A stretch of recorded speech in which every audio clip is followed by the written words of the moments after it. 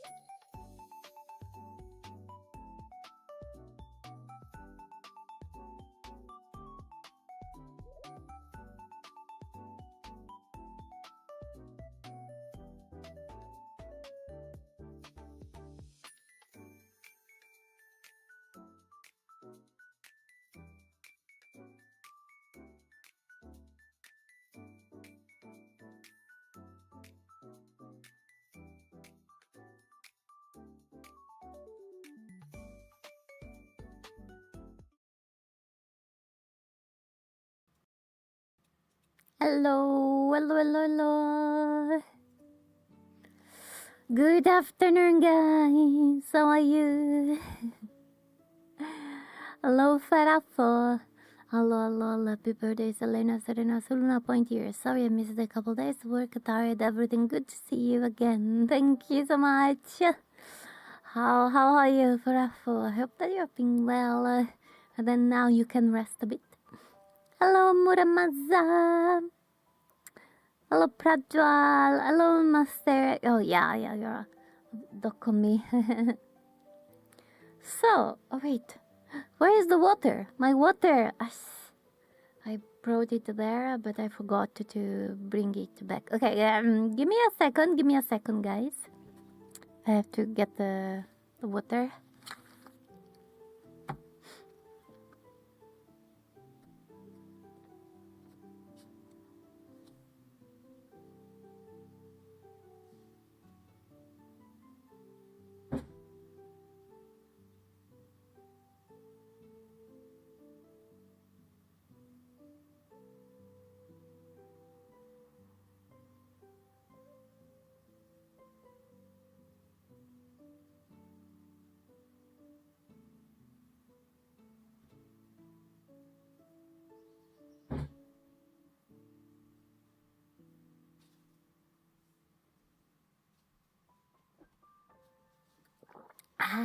Okay. Sorry, I forgot. There. How have you been, guys? So today is the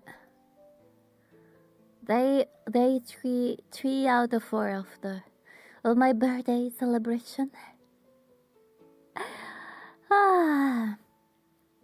Hello, 32 Kai. Hello.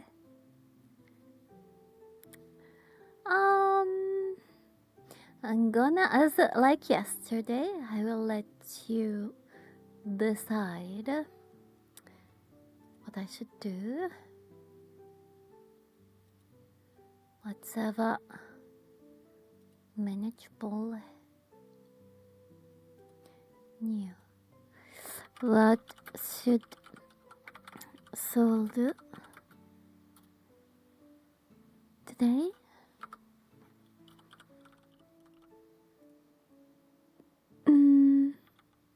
ASMR. Play WuWa. Play retro. It's so hot, guys, today. I had the window open, but maybe it's worse keeping the window open. Then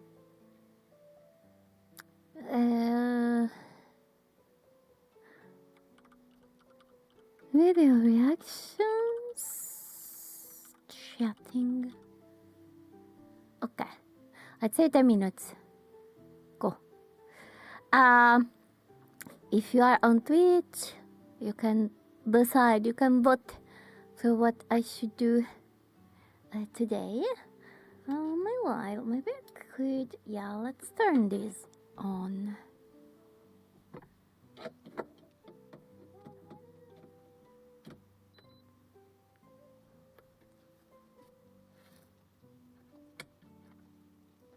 It's a bit of a mess here.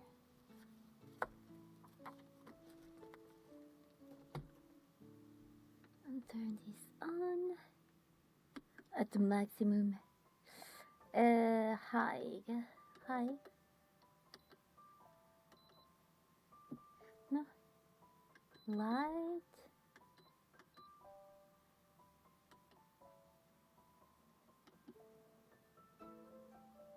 There's no water.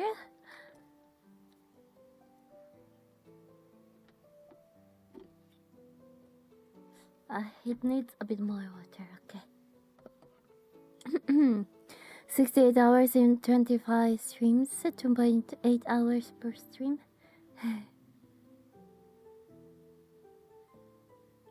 It's your count of what you watched.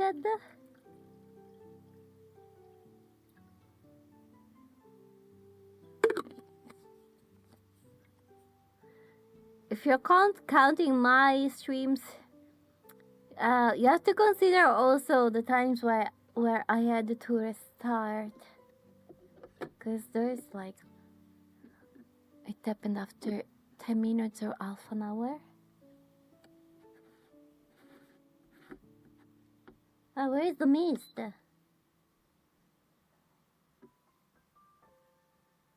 Oh.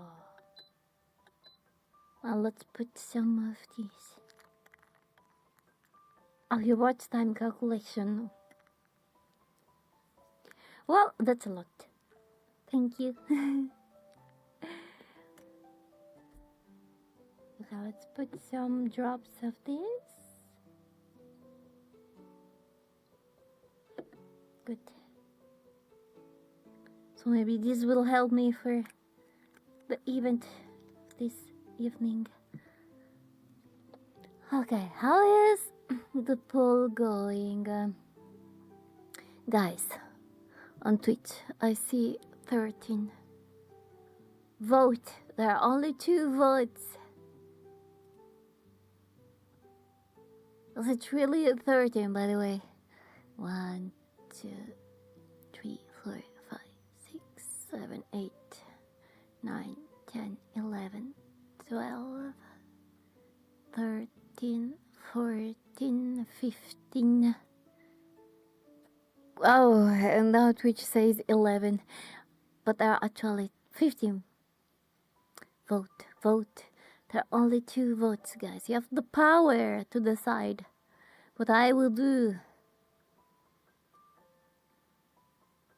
If it's a 50-50, I will roll a dice. Na, na, na, na, na, na.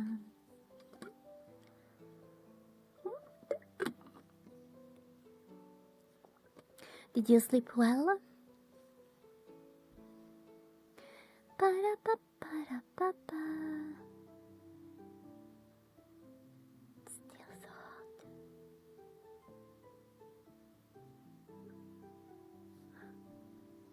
How much time left?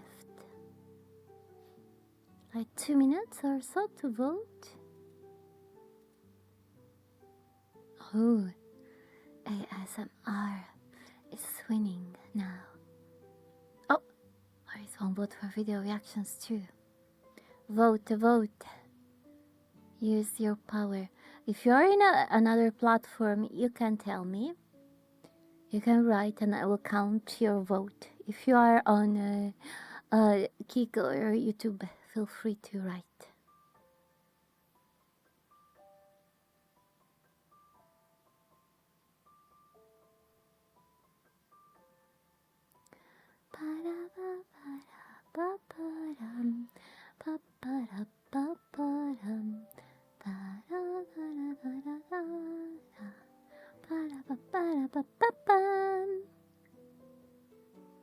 That was Totoro music. I don't know if you recognized it. If you didn't watch that movie animation, do it. It's one of my favorites.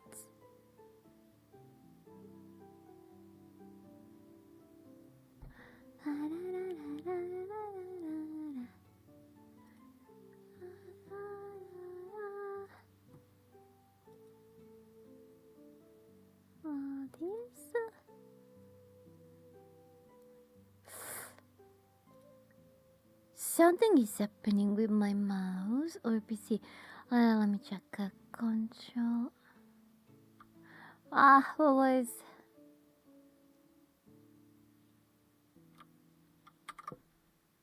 Task manager. My mouse is kinda lagging. I want to know why.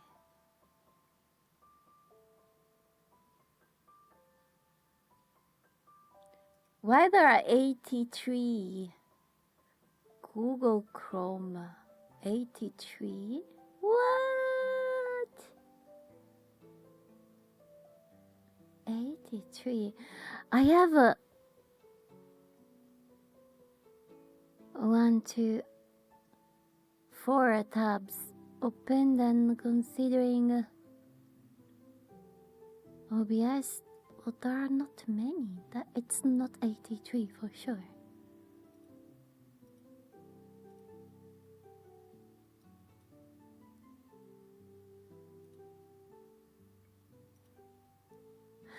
Still, we have CPU 42% and memory 48%, but there are these spikes.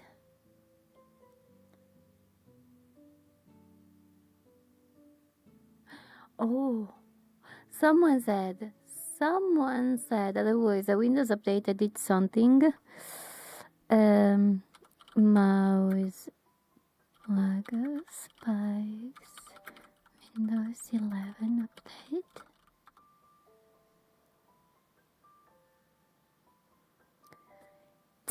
Typically cause it, but this is AI. We can't believe AI. 7 February, mouse stuttering issue. Fix a mouse lag and stuttering when. Go to your logging and check under Logitech. This is not Logitech.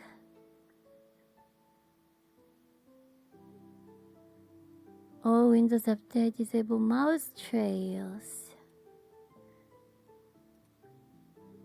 Mouse trails I don't have. But this is for Bluetooth mouses.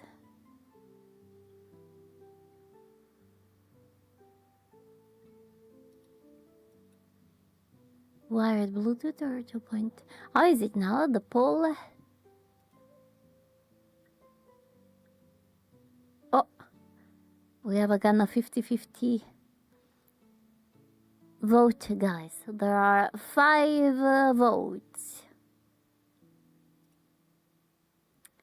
But you are 1, 2, 3, 4, 5, 6, 7, 8, 9, 10, 11, 12, 13, 14, 15, 16, 17.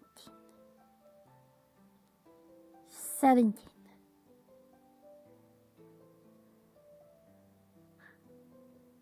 Only, what is it, 1 minute left?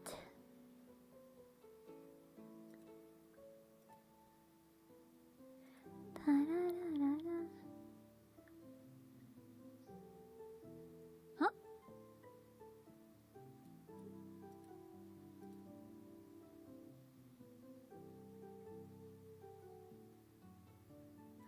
Ba-da-dum.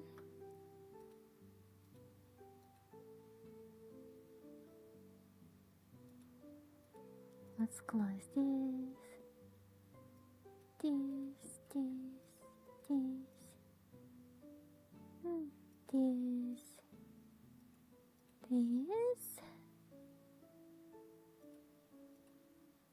This is okay. This we keep. Oh, the poll is ending.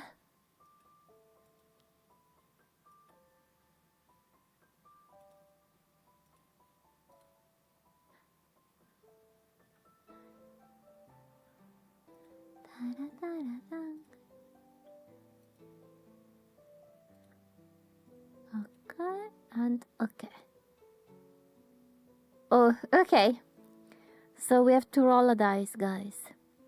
We have ASMR and Wuthering Waves at 50-50. So, what I'm gonna type. ASMR is even. Or we could do this. 1, 2, 3. WuWa is 4, 5, 6. There. And then the command is what? Roll 6. Roll 6.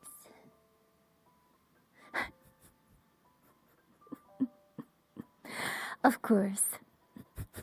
So what do we? We do nothing, guys. We do nothing. We got 0. But what the heck? Okay. We roll again. Roll it 6. 2. We do ASMR today. Okay. So I will turn off here the sounds.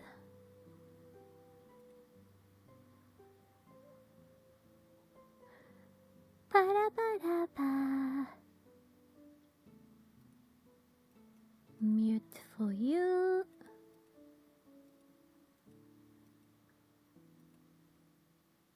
And these. Da-da-da-da. Then we go here. Da-da-da-da-dum.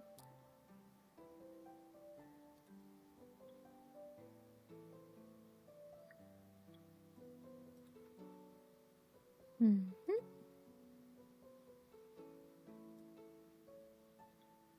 Mm-hmm.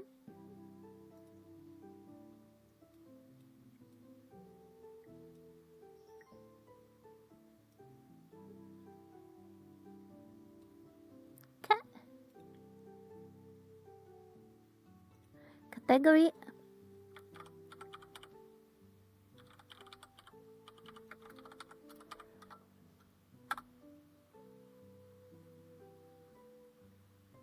We go here.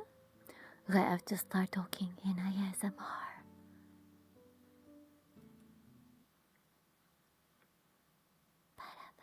Oh, we forgot to import. We forgot to import that, so we have to do it manually.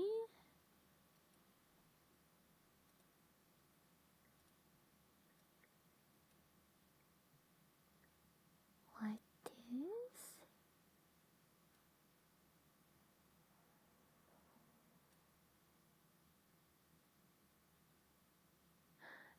Okay. And text.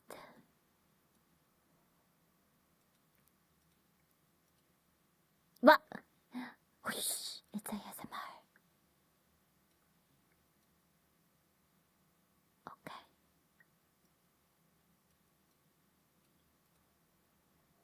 There.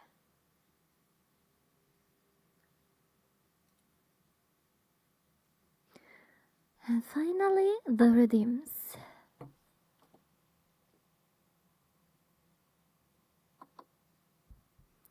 Done.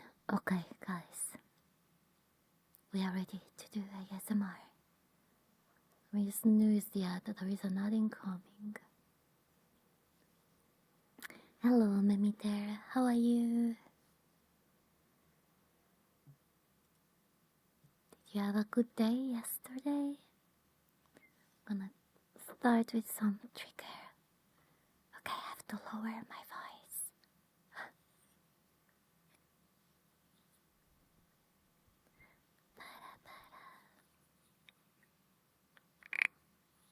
Oh. Wait. Order. No. Okay.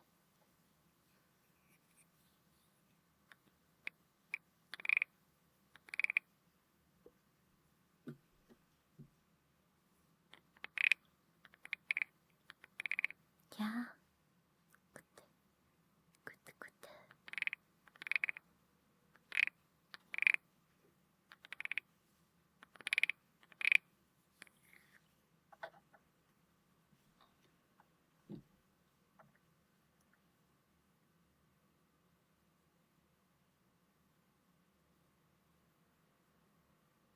I'm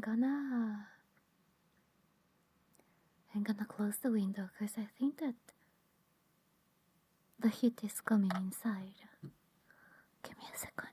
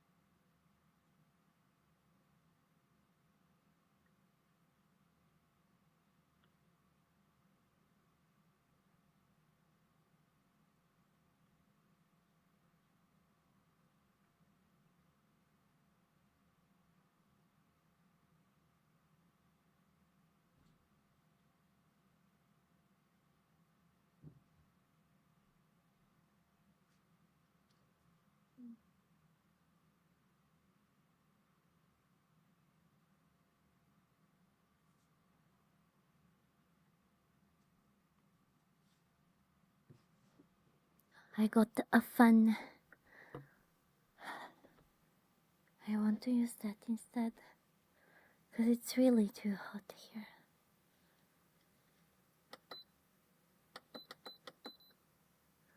Thank you for the follow, Nameless Night.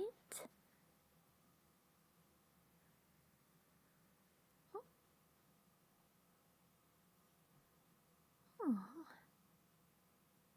Stream element is acting up. Okay.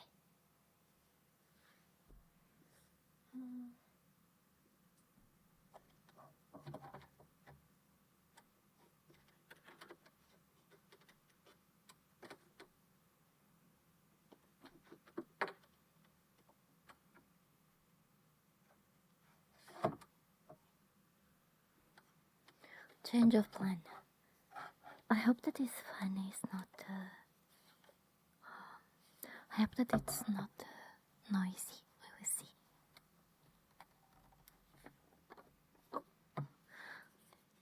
Also, I can put some water and have some mist.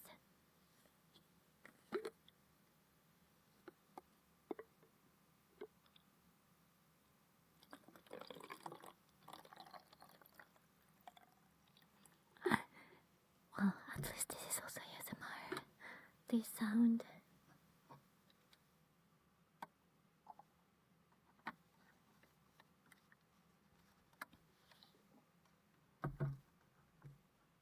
So.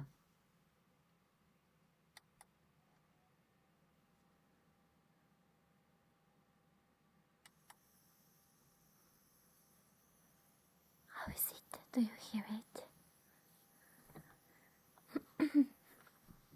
Okay. Well. Okay, you don't hear it. Let's start.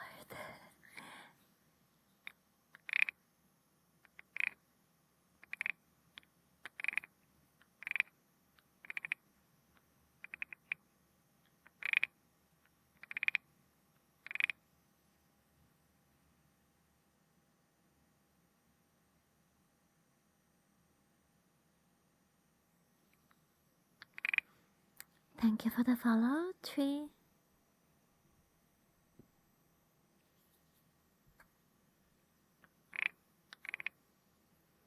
Wait, I should be blonde.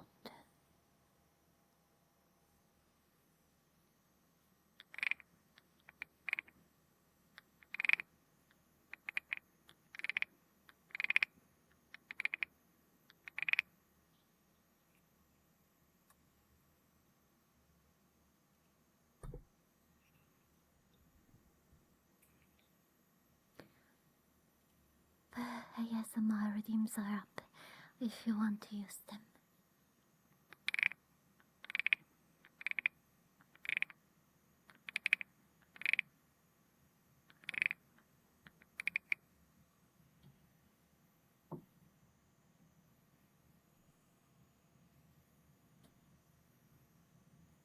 Okay.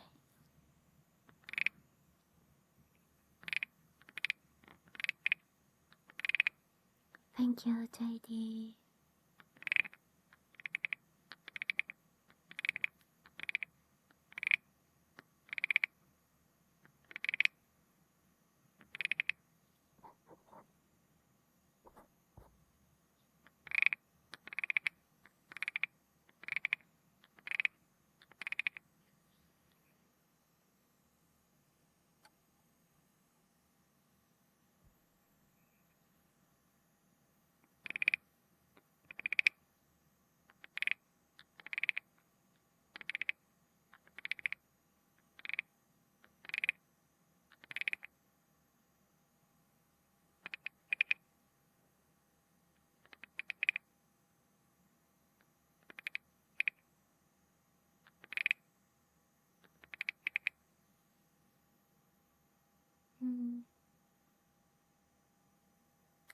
Calibrate this.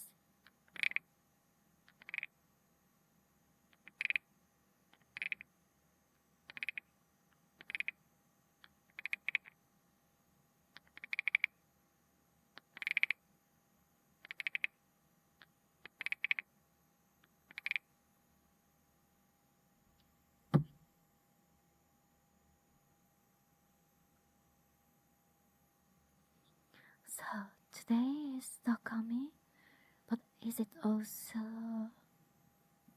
TwitchCon Europe? Let me check.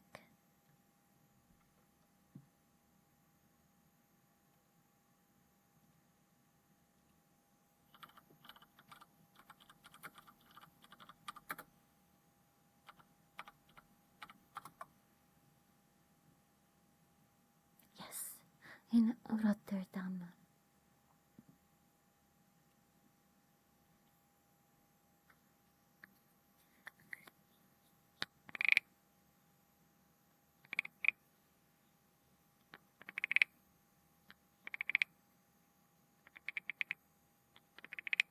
Feel free, guys. Feel free to fall asleep.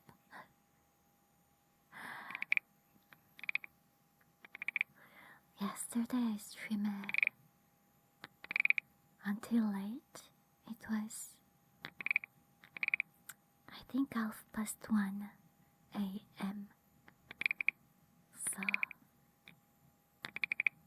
the ones that were here yesterday, feel free to sleep.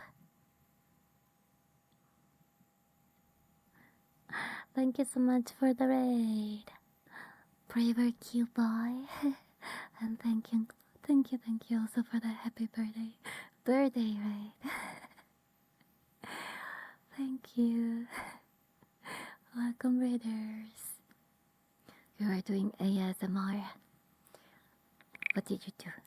Did you yap, soft yap? Did you do a lot of triggers? Thank you for the follow also.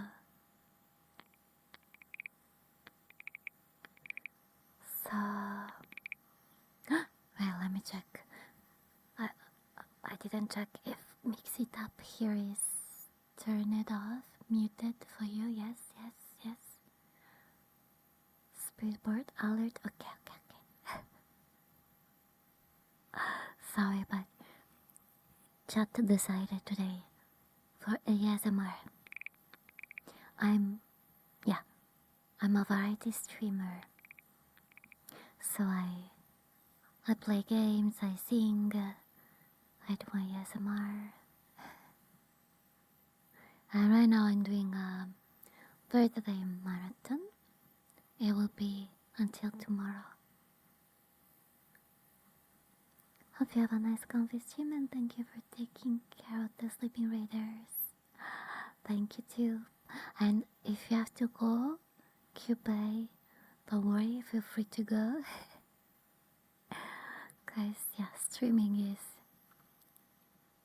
kinda tiring. It's very fun, but also tiring, so don't worry. Hello, Wolf.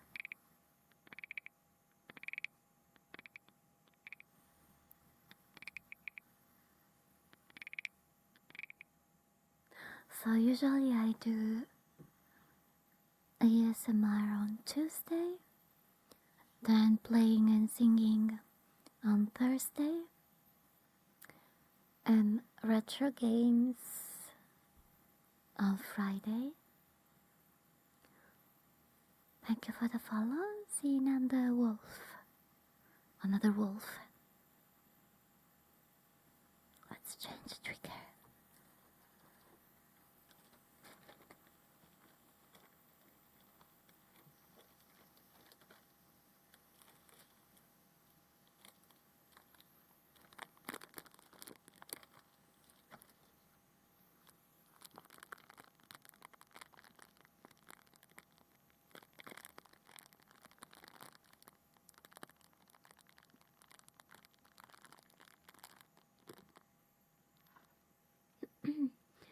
For the new viewers that don't know me, I am a moon elf and a bard. I sing a lot. Also today, I have an event where I will have to sing in front of many people.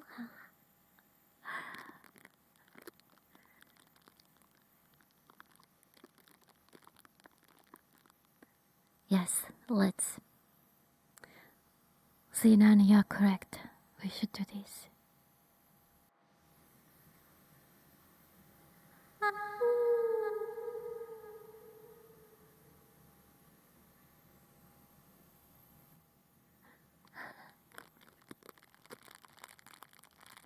Okay. Oh, you know that I'm not hearing the redeems? Is this our cutting trigger word? So, first we trim a wolf tail. Why am I not hearing the triggers sounds? Thank you. Thank you so much, Tiger.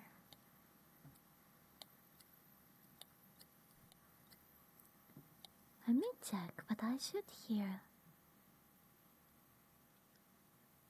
Yeah.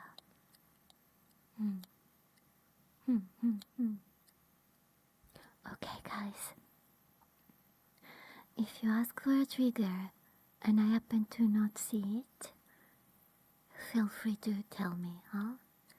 'Cause I had set them up so that they would play a sound only for me when you ask for a trigger.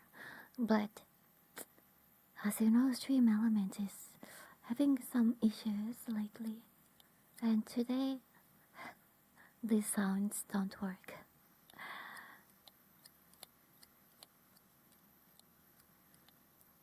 Pratual, feel free to sleep. You need it.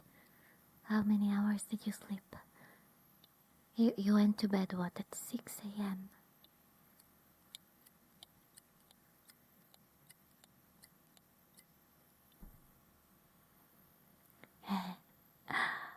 Yeah.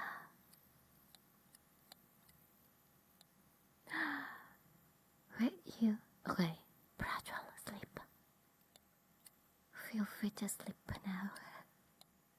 It's actually good that ASMR won today.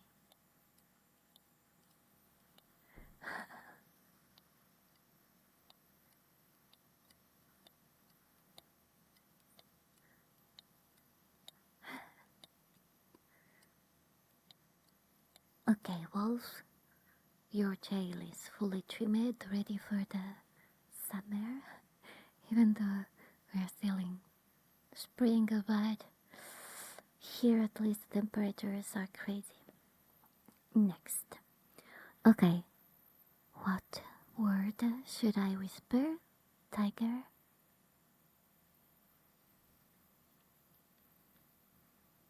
Tell me. No worries. Hello, Glumar. You just taught me how to sleep. Close your eyes and only listen to my voice and triggers. Pratual. You need energy.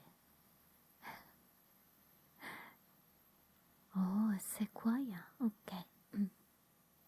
So.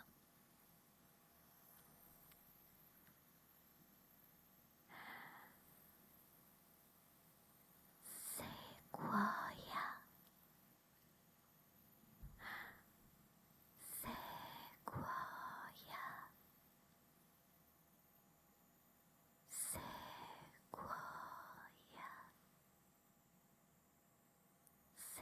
Sequoia.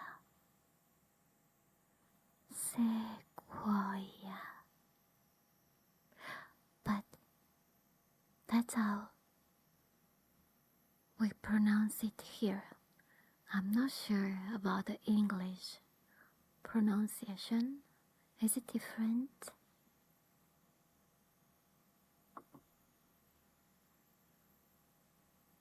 That's why I want you to recharge myself. But you also need to sleep.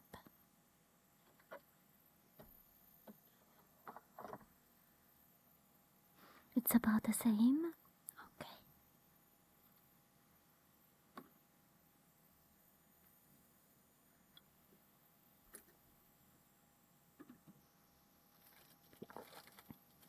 Good.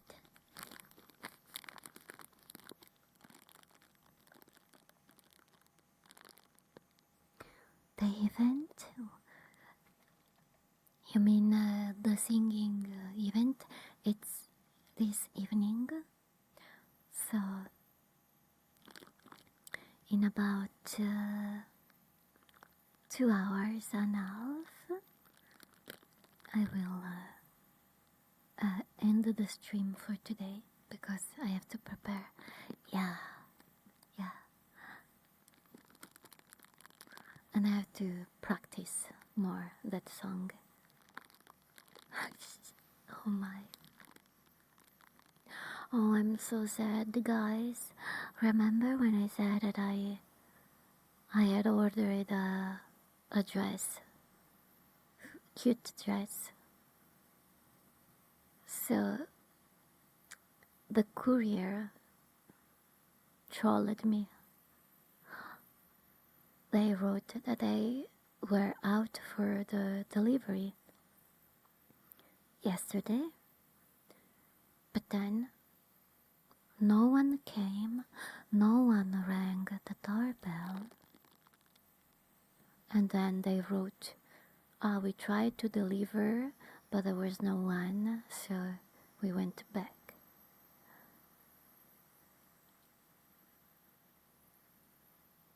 I don't know if in your countries people do this, but here, especially on Saturdays, couriers do this.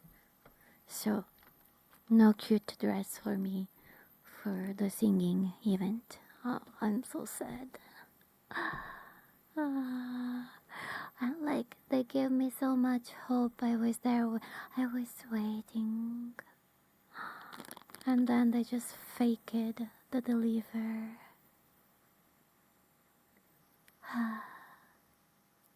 Yeah, the package out of delivery 3 days in a row. You know what? I think that they won't deliver even tomorrow because Tuesday here is national holiday. So I'm pretty sure that they will just not care. They will not work tomorrow. Cute dress, always cute for me. So dress so cute. Hello, Ashi. How are you? Did you sleep well? I'm so sad. Let me see if I can find the dress. I will show you. I will show you the dress that I won't be able to wear.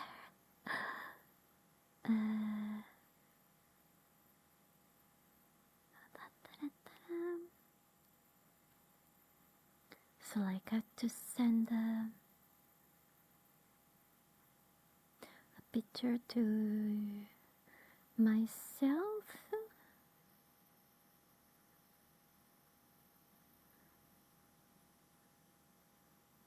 It's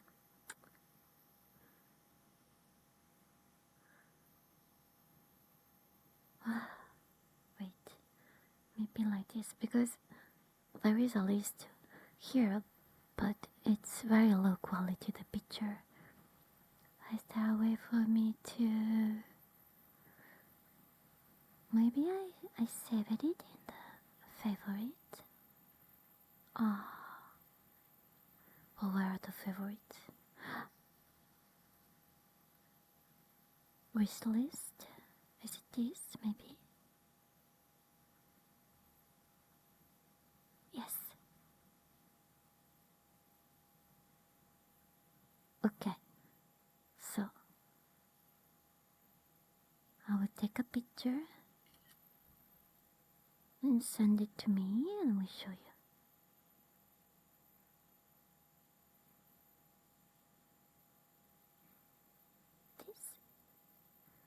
Send to Sol. And I don't have enough points for bald. Hello, Sorane. You want to become bald? It's hot indeed, it's hot.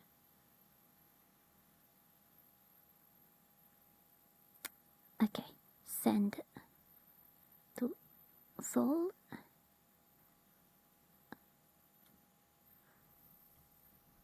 Hello. Hitachi, hello.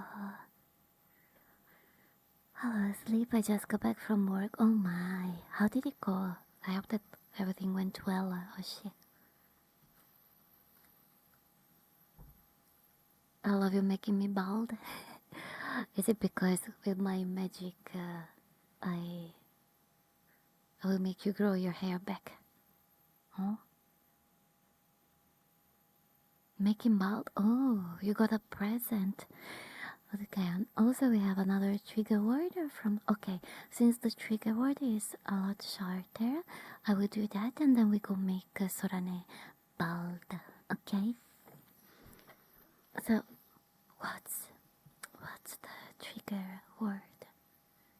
Meanwhile. Okay, the picture is here.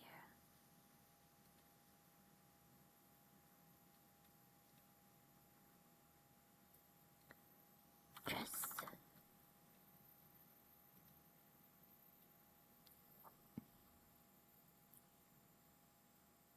It was pretty chill, thankfully. My day, well, it was okay, yeah. But it's really hot today. Tiger. Oh, what is that? Is that like a jaguar? But it's with an S? Or are you choosing S because of my muted S? It's not a lisp, it's a muted S.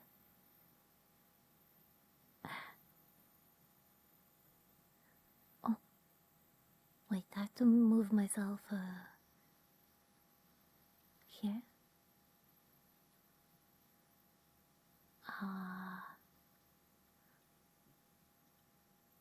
This position, let's save this.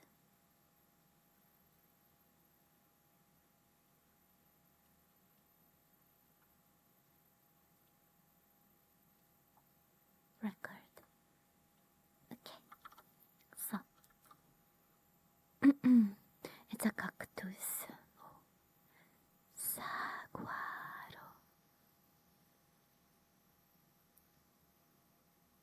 Saguaro.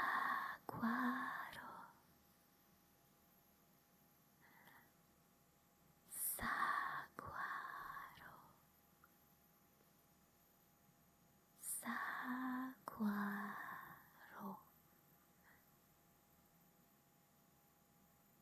Saguaro. I forgot to count. I will do one more. Saguaro.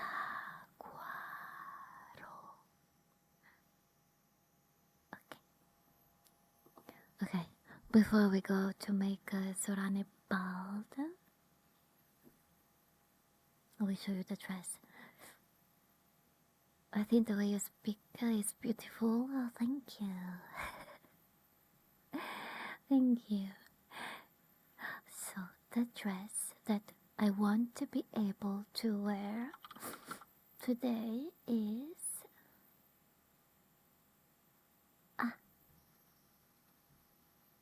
Pros.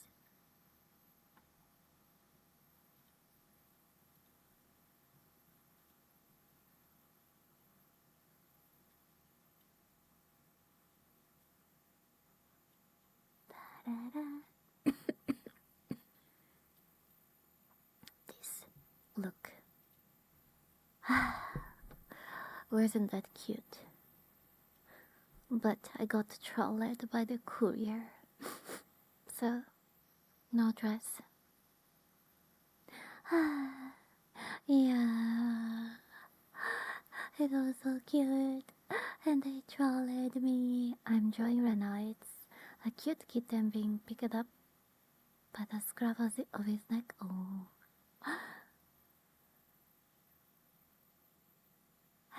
So yeah, this is the dress, but I planned to wear today for singing, but no.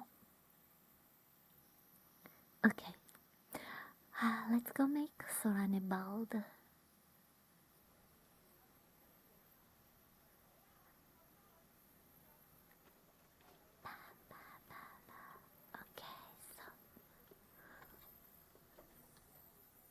Let's start with brushing your hair.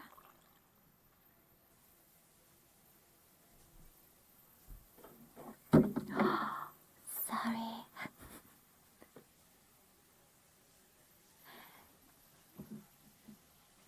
Let me move this. This always fall. Okay. Okay, Tiger. Have an awesome day too.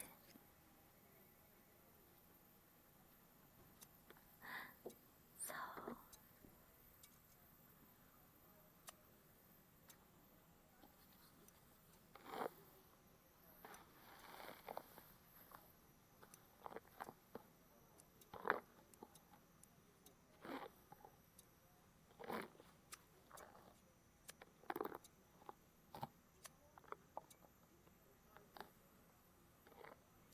how many times a day are you brushing your hair? Because I have a suspicion.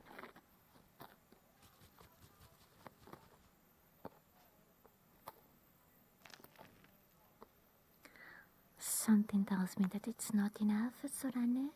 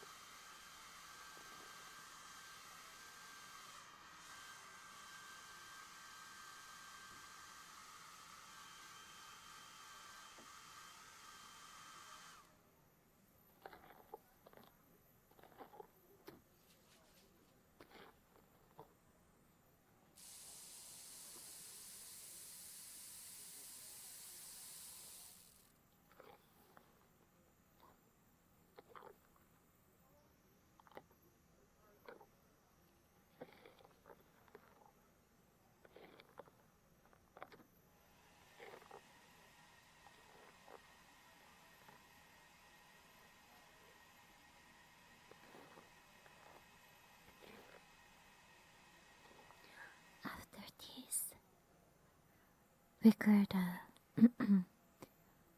read a horror story or a mysterious story, huh?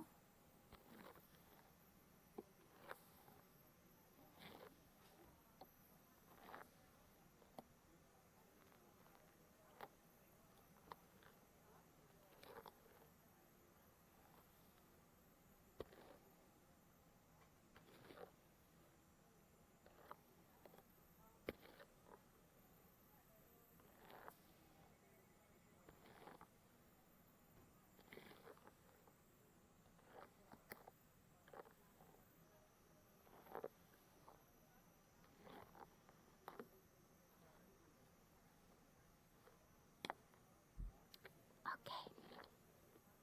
Now, let's cut all of your hair. Hair. In my language, we never pronounce the H, so it's a bit hard to do it in English.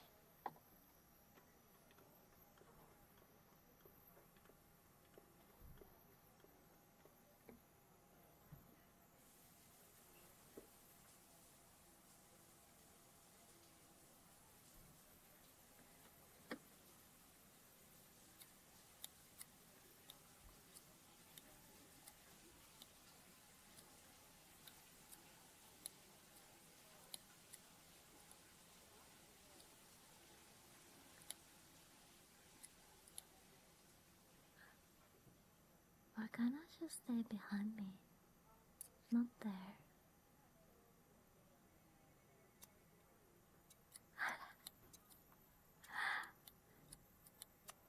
Let me move her a bit.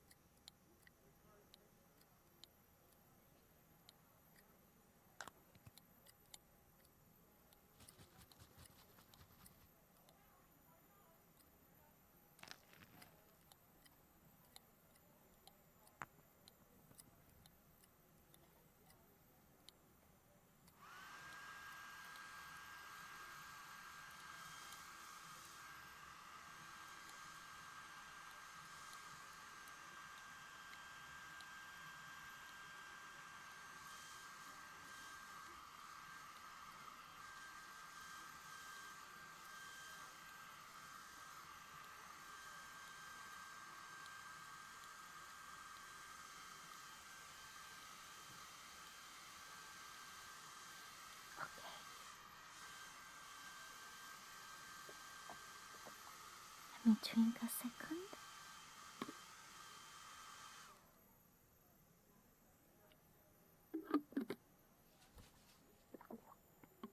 Okay, now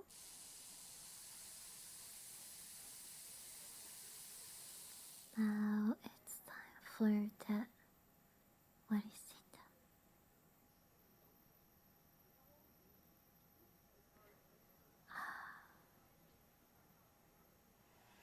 Is it this? Why is it two things?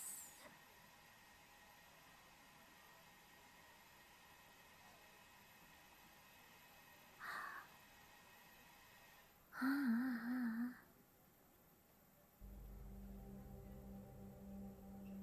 forgot about it. So, hair dryer.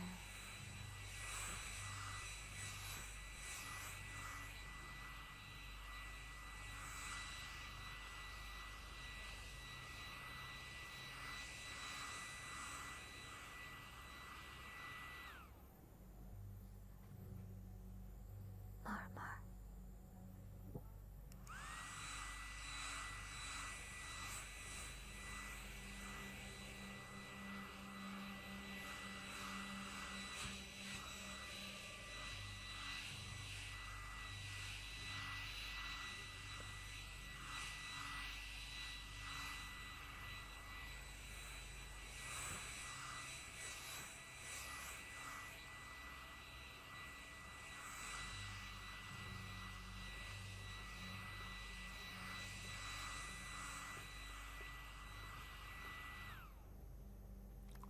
Okay.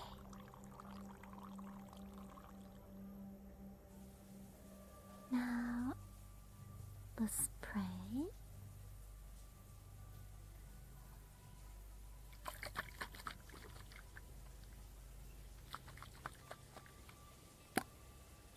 Close your eyes.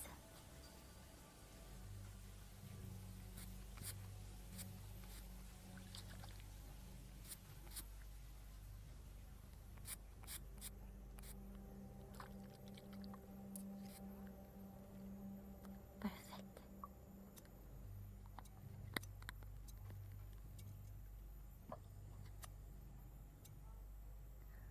So, そうだね. You know the deal.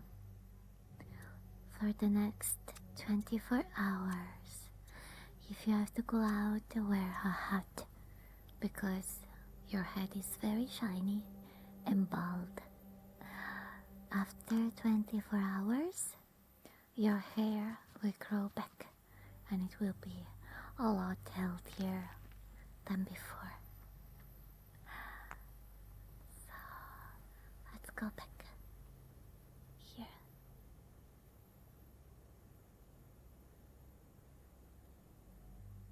Okay.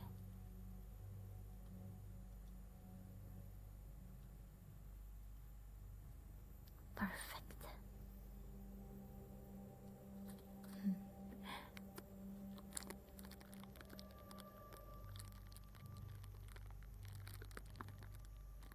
Gloomer, thank you for gifting Sorane her service.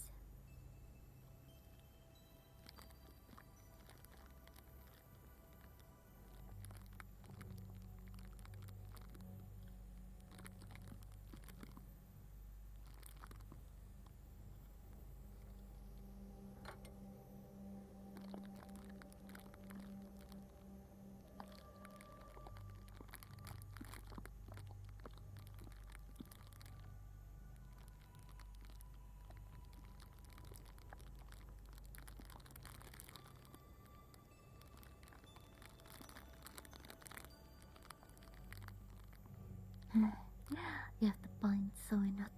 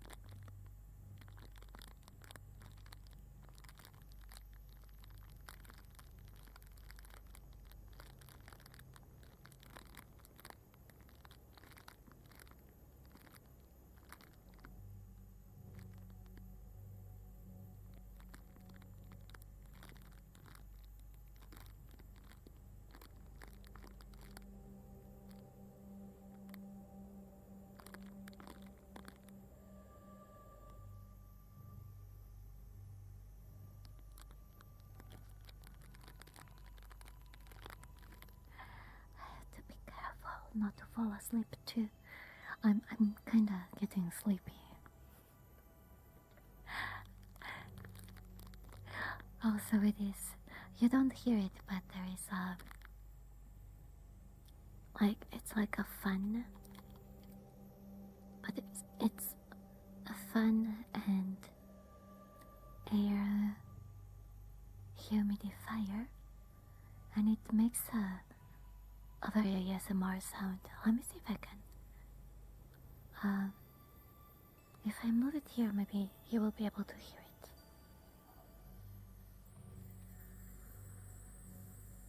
Yeah.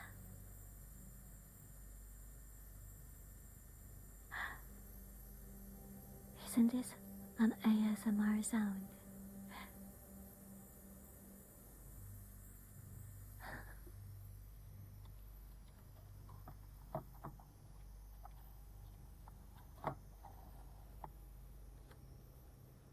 Okay. Okay.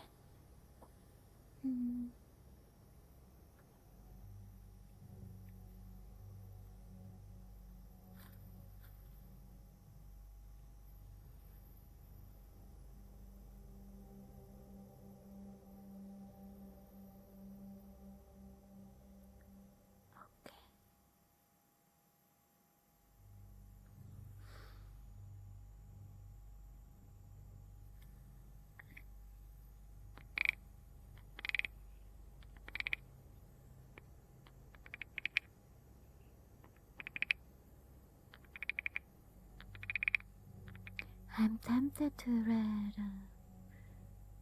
a horror story in ASMR.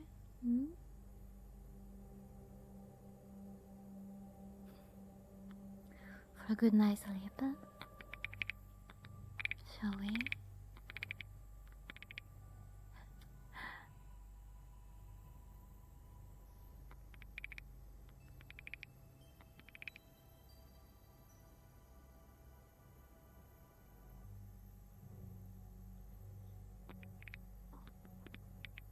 The one that we read the last time was so good.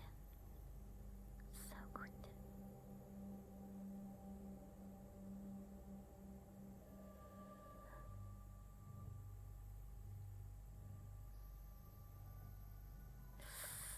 Yeah, let's do it. Let's search for one.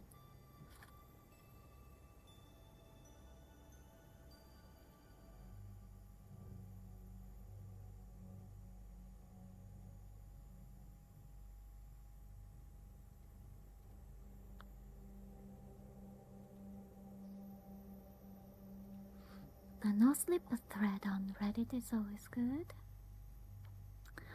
Let's see.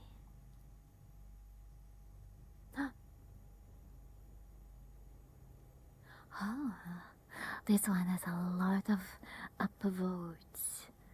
3,400 upvotes.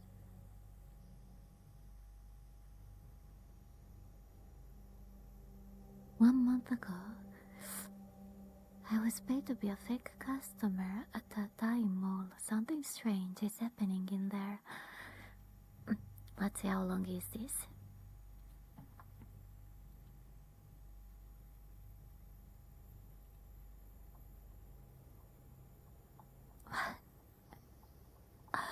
What?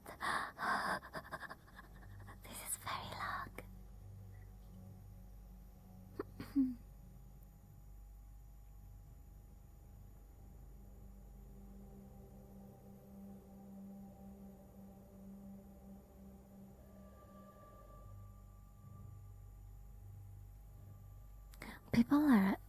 I'm looking at the comments, people are typing as if it's a real story. Let's go here.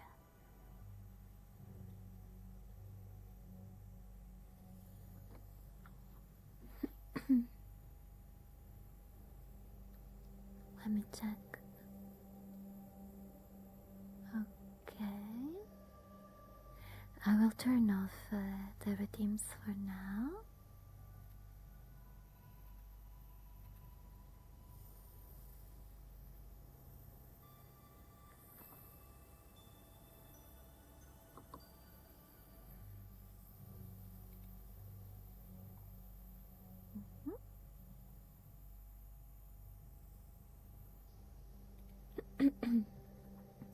water and we start.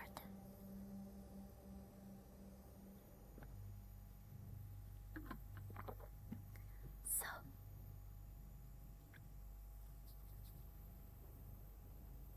shall I become small?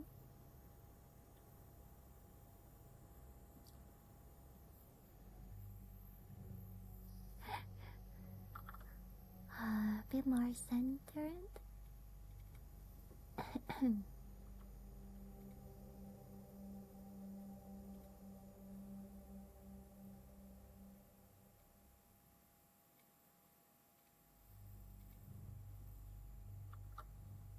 Yeah, the spooky room. Okay, let's go, guys. So, the title of this story is I was paid to be a fake customer at a dying mall. Something strange is happening in there. Well, already the title say something weird. This is by Mr. Outlaw. Yeah, and it's in the No Sleep thread on Reddit. Let's go. So, my life pretty much derailed back in spring 2022. This is when the downward spiral, so to speak, really began for me. Trust me, this is necessary context for the rest of this. I was at the Buffalo Wild Wings, watching some UFC fights with some friends, and decided to cook up a harmless little parley before the main card. I'd never gambled on anything before, and only had this vague understanding of how it worked, but I had just passed some exams and was about 5 or 6 drinks deep, and the world just seemed so open and rife with possibilities. So I thought, why the hell not? I ended up turning $15 into over $200 that night. But based on the way I was acting, you would have thought I'd won 200 millions. The high was just that good. More visceral than I would have thought. I never reached that high ever again, even after hitting ludicrous bets that paid out 50 to 60 times more. Nothing really came close to replicating it, which was really the crux of my issues. My dumbass just kept trying to chase it.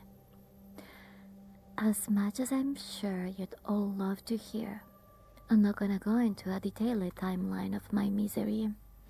Just know that it was bad, probably worse than you're imagining right now. Bridges burned, legal trouble, having to avoid calls from very persistent debt collectors. The works. The only reason I've been able to somewhat keep my head above water for so long was due to my job. It was one of those positions that paid you a lot to sit around in an office and update a spreadsheet every now and then. Maybe an hour of real work a day. Wow, I've never had such a job, guys. Rather the opposite, doing a work for 20 hours in 8 hours, but okay. So, the only reason I've been able, I was lucky to land it, even luckier to be able to hang on to it for as long as I did. So when the consultants were hired and the fat started being trimmed, I really had no right to be as shocked as I was when I saw that notification from my manager waiting for me on Teams. I did end up with a pretty decent severance, and can you guess what I did with it? Well, I actually tripled it the following week, betting on golf of all things. Of course, I should have stopped right there and updated my LinkedIn, polished off my suite, registered for some networking events. But no, that wasn't going to work for me. In my head, no work meant more time to learn how to become a more proficient gambler. Every night was spent diving into statistics, deep analytics, line movements, even sports psychology of all things. What's called when you think you know a lot but you really don't know shit? The Freddy Krueger effect? Something like that?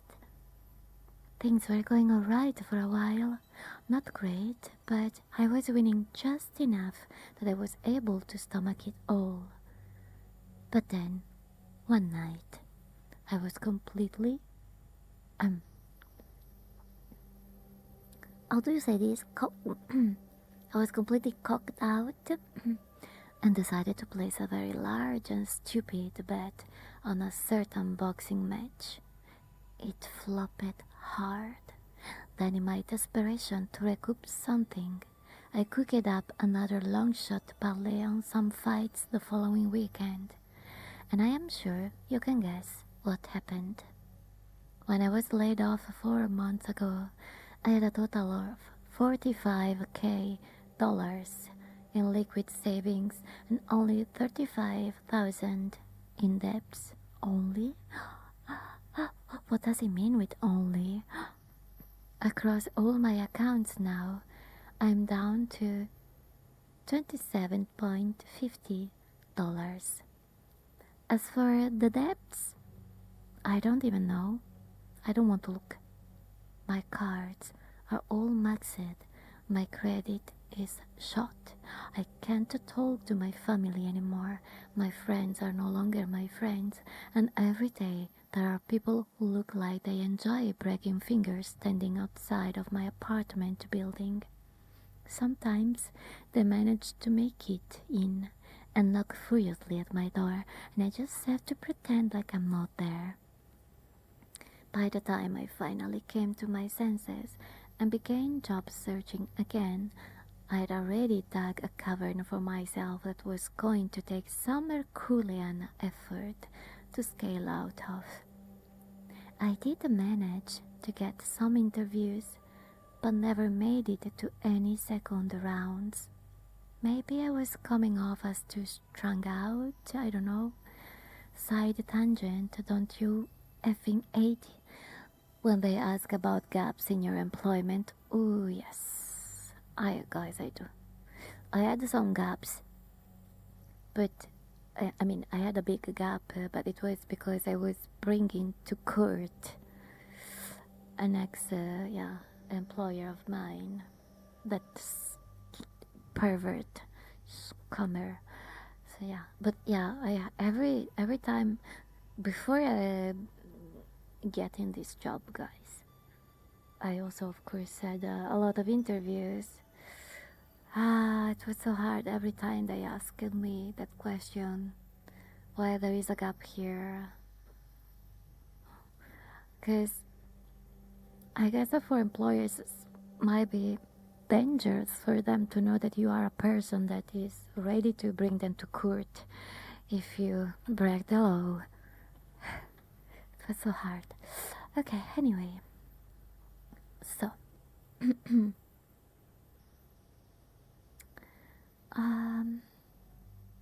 anyways, I haven't gotten an interview in a while, and things don't seem to be looking up there. A few days ago, the collectors actually tried physically breaking down my door.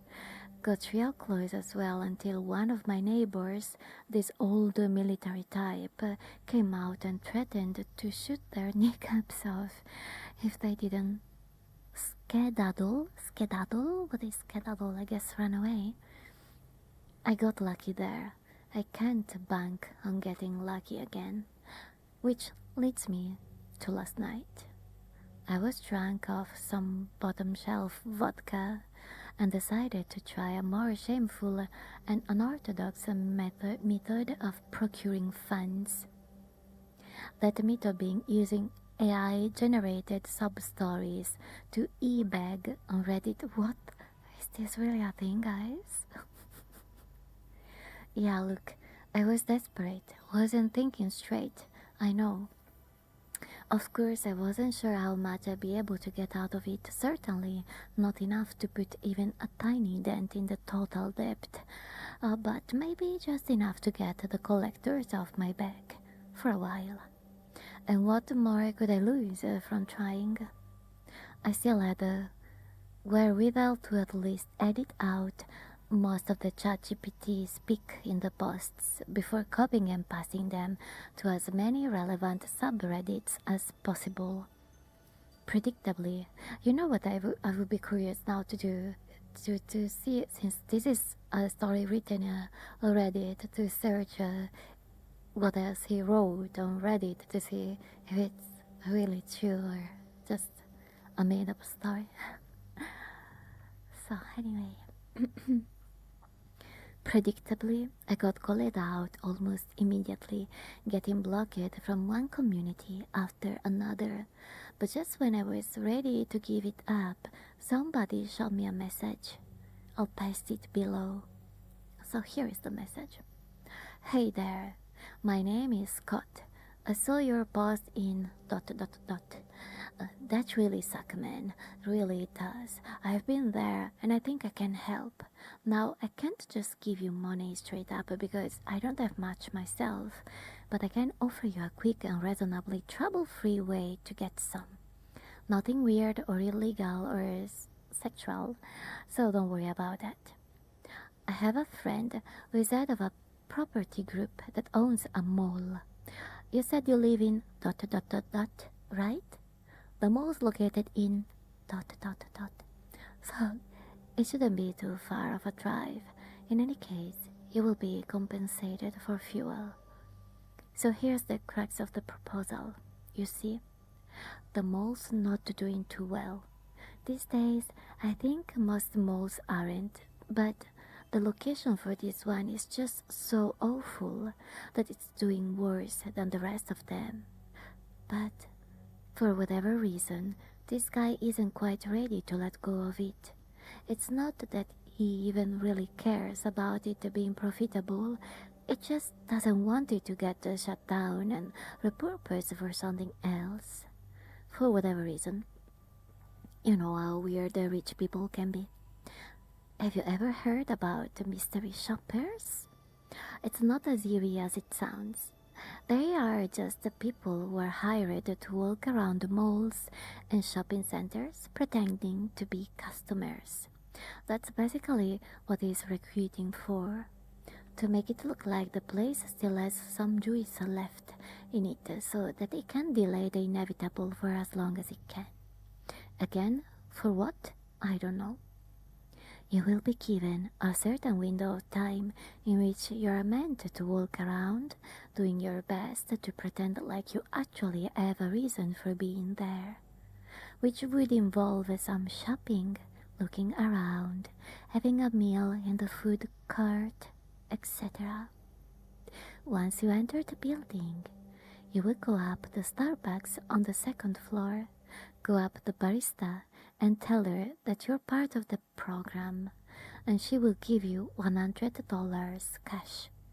You can then go ahead and spend that $100 on whatever you'd like over the course of the time you're in there. Make sure you spend all of it. Do not try and keep it. They will know. Once your time is up, you can simply leave. But don't try and leave early. Once again, they will know. In order to receive compensation, you will need to be in there for your entire allotted duration. You can stay longer if you'd like, but not a second less. I mean that literally, not even a second. Compensation is as follows. $250 for each hour spent there. Wow. I mean, that's 2 days, I wish. That's 2 weeks of work for me. to be transferred immediately upon your departure. If my friend likes your performance, there will be opportunity for you to come back. Let me know if this sounds like something you'd be interested in, and then I will send over some more details. Cheers. So this was the message, guys. Okay, so clearly a joke, right? I am being trolled. But then I tried to think about what the punchline possibly could have been, and couldn't up with anything. So I pivoted to the idea that maybe it was a scam, or something even more nefarious than that. The setup tracked well enough, lure people out to somewhere remote under the pretense that they're about to make some good money, but not such good money that it seems like a glaring trap. $250 an hour for walking around the mall is just skirting that edge, in my opinion. But what the F are they planning to do once I get there? Mug me? They know I'm broke and don't have anything, so that can't be it. So what else do I have that's valuable? My organs? Maybe they will kidnap me and torture me to death on the dark web? I think the reason I'm typing this all out it's because I'm hoping when I read it back something will click, that I will be able to come to my senses and realize just how bad an idea it is. Because right now, against all logic, I am genuinely considering it. Because those F-fuckers are pounding on my door again. This time they knocked for like 20 minutes straight. It got intense enough that I really thought that they were going to give another go at breaking it down. But I didn't, lucky me. I have thought about spending less time here so that if they ever do storm in, I won't have to make a break for the fire exit. But I don't know where to go. Maybe the library or the gym. Thought if it ever comes to a point where I'm having to do all of that, it's basically already over for me. That's no way to live. Trying to wake everything now. Do I have anything to lose besides my life? Could things get worse than they are right now? One of the people I owe money to is this guy named Renzo. I met Renzo at the bar while I was watching Canelo against the Crawford card. What was that, like 9 months ago? Jesus. So anyway, I met this guy there, and I was blitzed out of my head and told him very confidently to bet the house on Crawford. To bet the house on Crawford. He seemed to like the cut of my Jeep, so he went ahead and did so. Not quite a house, but a pretty fat stack. I made him some good money that night, made some good money myself. Then we just drank and drank until things got hazy, and the only other thing I really remember before waking up in his apartment the next morning, not what you think, was my face being pressed down into cold concrete. My clothes were still on, phone and wallet still in my pockets, and I was just slumped over on a couch with one side of my face stinging so bad it felt like something was pulsating beneath it. Looking at myself using the camera of my phone, I could see that half of my face was red and swollen, scratches overlapping each other like a bloody lattice. Then Renzo comes into the living room saying he couldn't believe what I did last night and how much of a dog I was. I didn't know what he was referring to, and I still don't. I never asked.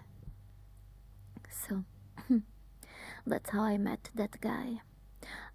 I'd later find out what he traffics a lot of drug over the border and does a lot of it himself, and that there's a small jar sitting next to his television containing several shriveled, dried up human ears. That he claims use it to belong to the members of some outlaw gang in the Old West. I'm sure a reasonable person would have considered these things very carefully and concluded that they might be better off keeping their distance. But not me. In fact, I did the worst thing anybody could have possibly done. I ended up borrowing some money from him. Only around 3K. Maybe not a lot to some of you, but when you are dealing with this guy, it is still 3K too much. To be fair though, he was the one that had first offered it up, told me to throw it on whatever I thought might get me some coin, and if I won, we could share the profits. I guess he was under the impression that I was some sort of master sports bettor and that I knew what the F I was doing. I should have asked him what would happen if I lost before I accepted. And I did lose it. All of it. Couldn't pay him back even a cent. I didn't hide it from him, just told him the facts straight and clear, to which it smiled, told me it was alright, and then that I had a week to pay him back. That week turned into a month, then 2 months, then I just started flat out avoiding him. Wasn't picking up his calls, being very careful to scan my surroundings for any sign of him whenever I was out. Eventually, I guess he snapped and sent his goons after me, and now, here we are. The reason I bring Lorenzo up is because he's the most pressing issue for my life right now. The guy's clear not going away. And if I don't placate him soon, something very bad is going to happen, and I'm not going to be able to run from it. I just gave him a call, apologized for attacking him, and then asked him plainly how much money I would need to give him at this point to square everything up. So he told me 10K. And if I didn't give it to him by Tuesday next week, he would come up to my apartment himself and blast the door off. And that I could try leaving the city or getting the police involved, but that it wouldn't matter because eventually it would get me. And once he did, it would keep me alive before tossing me into a vat of boiling oil. Cute. I told him okay to meet me at the bar next. I told him okay to meet me at the bar next Tuesday at noon and that I'd have the money. Then I hung up. Now I'm really panicking. I mean, I doubt the guy has access to a vat of boiling oil large enough to toss a body into, but I kind of believe him about the skinning alive part. $10,000 divided by 250 is 40 hours. I have about 170 hours before I have to meet him. So I just messaged Scott back, telling him I was very much interested in the mole thing. Let's see what he says. So, some time passes. Let's see.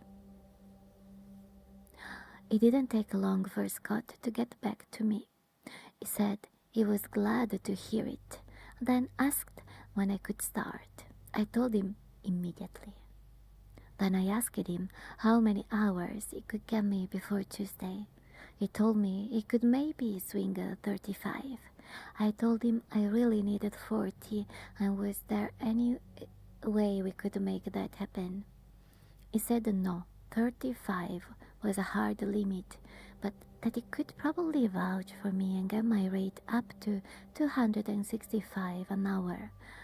Then I tried pushing for 285, claiming that would be the minimum I'd need in order to stave off eviction, basically trying to guilt him into it.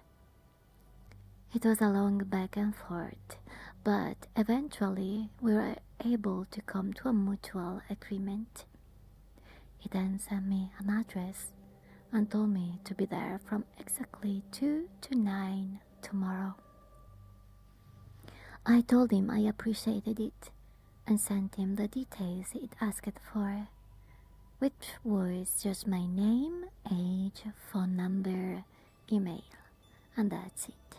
No address, work history, social security number, literally anything else. They didn't even ask for a picture of my ID, which was convenient, but also sketchy. I mean, I could have been a literal bot, and how would he know? So many red flags that you could supply a parade with them. But it's not like I really have the luxury of begging out at this point. Maybe I could try leaving town, but I don't think I would get too far. I don't think it would end well. I told him I told him I would be there. A few hours later, he sent me another message, through email this time.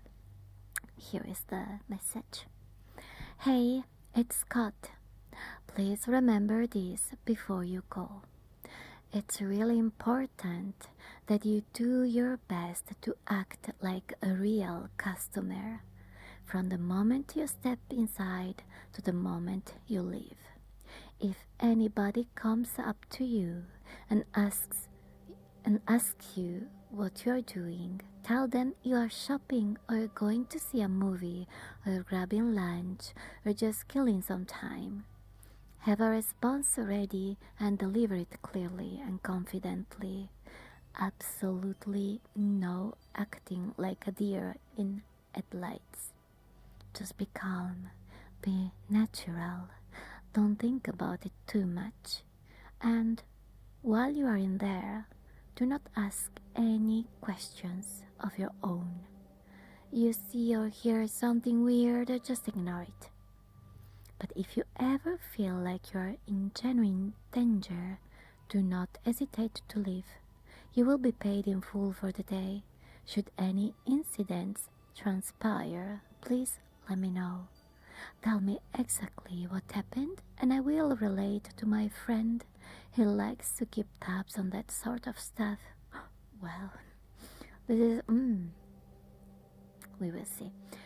Also, one more thing. I should have mentioned this at the start. Try to keep what you see in there to yourself. Try not to talk about it too much. But if you do, because I know you probably will, just make sure to leave out the specifics. I know it sounds contradictory, but my friend would rather keep everything contained here. Hello, Suya. Thank you so much. Thank you. So, good luck, man. Rooting for you. I'm reading a horror mystery story. For now, I really like it.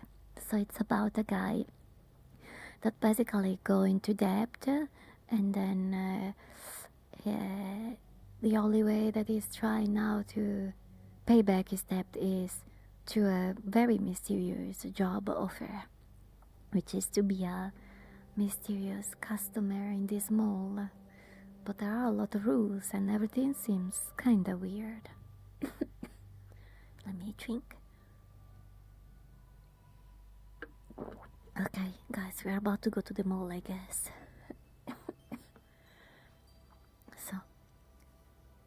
So yeah, not sure what to make of that, but I'm trying not to think about it. I thought about sending Scott another message asking what kind of danger I could possibly expect. But F it. Don't buy the hand that feeds you or something.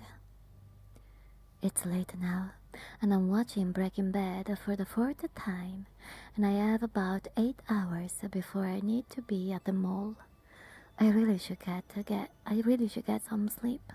Make sure I'm mentally sharp for tomorrow, but my heart's beating pretty fast, and I get the sense that rest won't come easy right now. I look it up, the address, and it does seem to be a real active place with real reviews. Nothing glaringly off about it other than the location. It's about a 25-minute drive from my apartment, and it's pretty out of the way, not very accessible. And what is this about Breaking Bad? I'm reading a story. Kalosini, Kalimera. It's a mysterious story from Reddit. It's a guy that will have to do a mysterious job in a mall. And we are about to go to this mall. Let's see what will happen. I think I have just enough left in my account to fill up my tank with just enough gas to get me there and back. Then that's it. So, if this does turn out to be some stupid joke, then I'm really screwed tight. I'm done for. But I will be screwed tight if I show up or not. And even if it is a trap and I show up and immediately get shot in the head or get kidnapped and tortured, well, at least that means I won't have to deal with a lot of annoying shit in the future.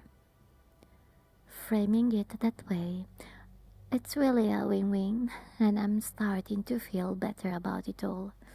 Oh, this guy. Okay, so now some time passes. Let's see what he wrote next. I'm sitting in my car right now, and I am feeling oddly mellow, more than I have in a long time. Could be a defense mechanism, my psyche trying to brace me for the unknown. Could also be the vodka Red Bull concoction I've just finished chugging. Whatever it is, I will take it. The parking lot here is larger than I had expected, and about a fifth of the way full, which is surprising to me given the location. It might be a stretch to call it the middle of nowhere, but just based on a cursory glance, you could make a case for it. No other buildings around, no other sign of life at all. Just a desolate stretch of a highway on one side and a dense forest on the other. It's about 10 minutes out of the city, smack dab between some grey industrial area and a long stretch of farmland. I cannot fathom what the target demographic was here. It's about 10 before 2. A lot of thoughts running through my head, but I'm doing a good job of stamping most of them out. In another 5 minutes, I will head in. Okay, some time passes. Let's see what he wrote next. It's very creepy. It's just after 8 now, and I am sitting in the food court sipping on the remnants of a milkshake. Not so mellow anymore. It's been strange here. Real effing bizarre. I'm still trying to process it. When I'd first entered, which I made sure to do at exactly 2, I had followed Scott's instructions and immediately headed up to the second floor. Looking around the place, it seemed typical enough. There was the usual fare, H&M, Foot Locker, Bath and Body Works, Sephora, candy shops, stores selling cute but useless toys and knickknacks. Not quite bustling with activity anywhere, but also not empty enough for it to feel eerie. Though it feels really weird knowing that everybody you pass by is likely there for the same reason you are. So, I've been trying to avoid making any eye contact. I spent a lot of time searching around for the Starbucks and eventually found it tucked away in some corner, all the way at the end of a long string of dead and vacant storefronts. Almost like they'd made some concerted effort to hide it. Or maybe it was just a coincidence. Don't want to get too conspirational yet. I walked inside, and the only person in there other than the barista was this dude sitting at a table with a half-eaten sandwich in front of him. He didn't look up or really register my presence at all, just kept staring blankly ahead at something. I didn't know what, couldn't figure it out. Maybe the painting of abstract shapes on the wall? Anyway, I went up to the barista, who had short blonde hair and looked to be in her 20s. I offered up a smile, which wasn't reciprocated. Not that I really cared. What did catch me off guard was the look on her face, like I was the scourge of the earth or something, like I had just murdered 10 puppies in front of her and then laughed about it. I was so puzzled by this that my train of thought completely derailed for a second, and I forgot what I was supposed to say. After stumbling through several half-baked sentences, it finally came back to me, and I spat it out. I'm part of the program. She sighed, and actually rolled her eyes before asking me what I wanted to order. I just stared at her, no clue what to say, probably looking bewildered. I told her again that I was part of the program. She shook her head, sighed again. You are supposed to buy something first, she told me, keeping her voice really low while staring daggers at me. They didn't tell you? I shook my head and told her, no, they didn't.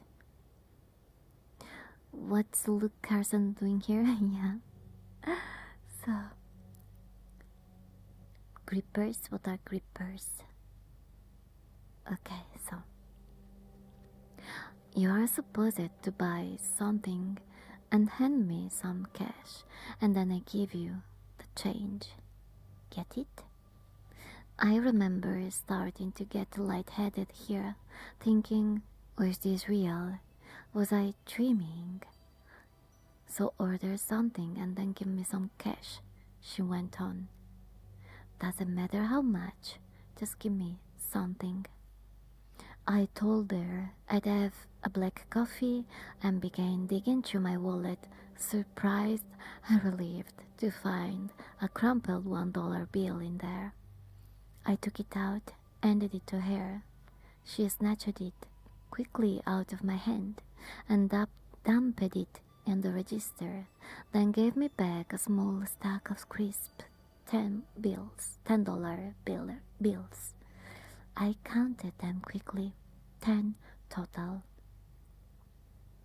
I turned around, getting ready to leave, but then she called me back, asking, did I forget about something? I stopped, turned around, and she went about making the coffee, her movements slow, almost labored. I noticed that she was walking with a limp. It took her a few minutes to finish up, and then she held out the cup, giving me one last glare as I grabbed it from her. I'd never been more glad to be leaving a Starbucks. Like I said, really bizarre stuff. But as I'd come to find out, this was only the tip of the iceberg. I took a sip of the coffee and it tasted burnt to hell, just completely god awful, so I tossed it, made my way over to one of those small directory things. Yeah, I tried it once, but there is too much sugar. I mean, I like sweet things, but Starbucks, I think that it exaggerates a lot.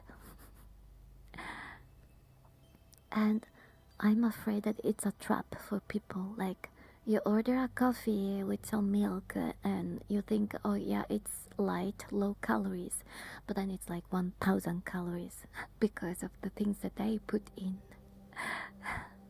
Be careful, guys, at Starbucks. Everything is very high in calories and fat. Be careful. It's not healthy.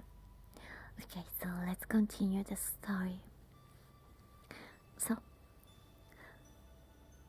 eventually, I settled on heading over to the Chili's, having a margarita or two or three. Yes, I have problems.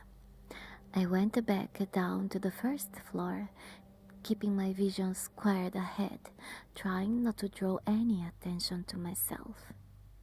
At one point, I walked past a woman that looked to be in her early 60s, late 70s, and I had to wonder, was she here for the money as well?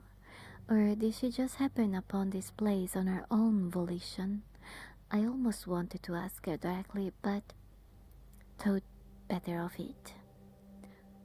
Arriving at the Chili's, I headed straight for the bar and was surprised to find most of the seats there occupied. Most lively place I'd seen in the mall by far. Though there wasn't a soul at any of the tables. It was a mixed group.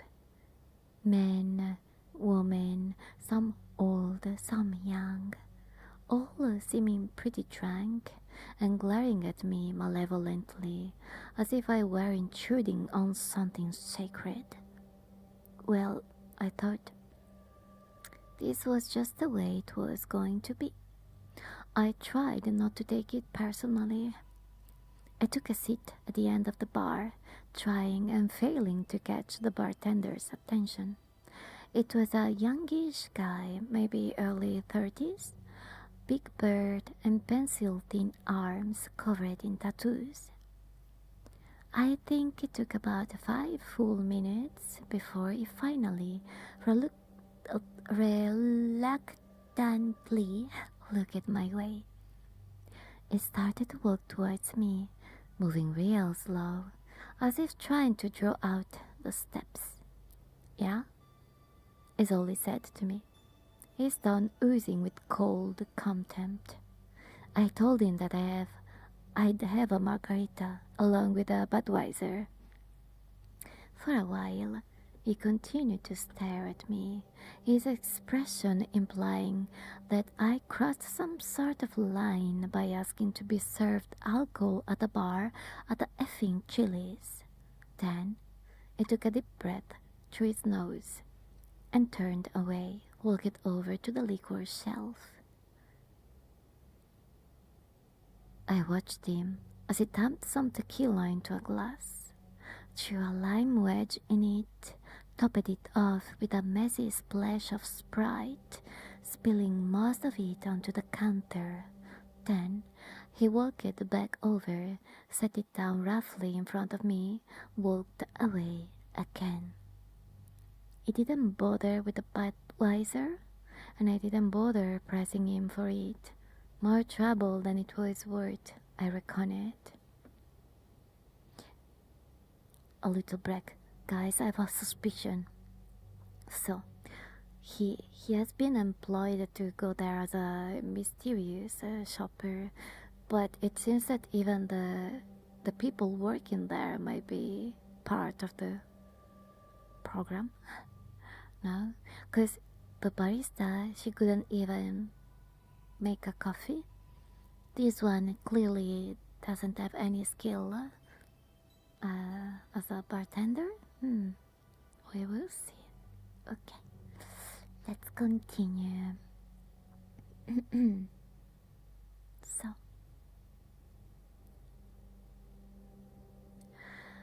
I sat there and sipped my drink slowly, watching CNN on the television, but not really paying attention to it. It was hard to focus on anything at all when you could just feel that every single pair of eyes in the room was stuck onto you like glue. That you were the center of attention for reasons that were probably not so good.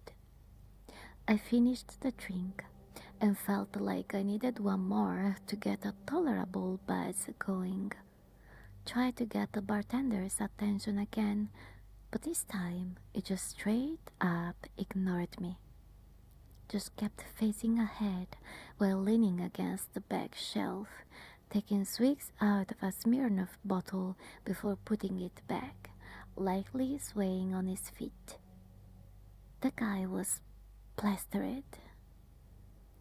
At a point, it starts to become a blow to your ego, and this was about that point.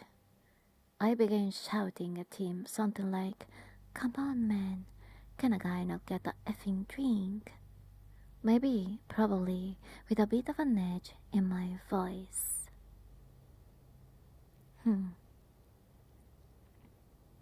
But he still wouldn't look at me.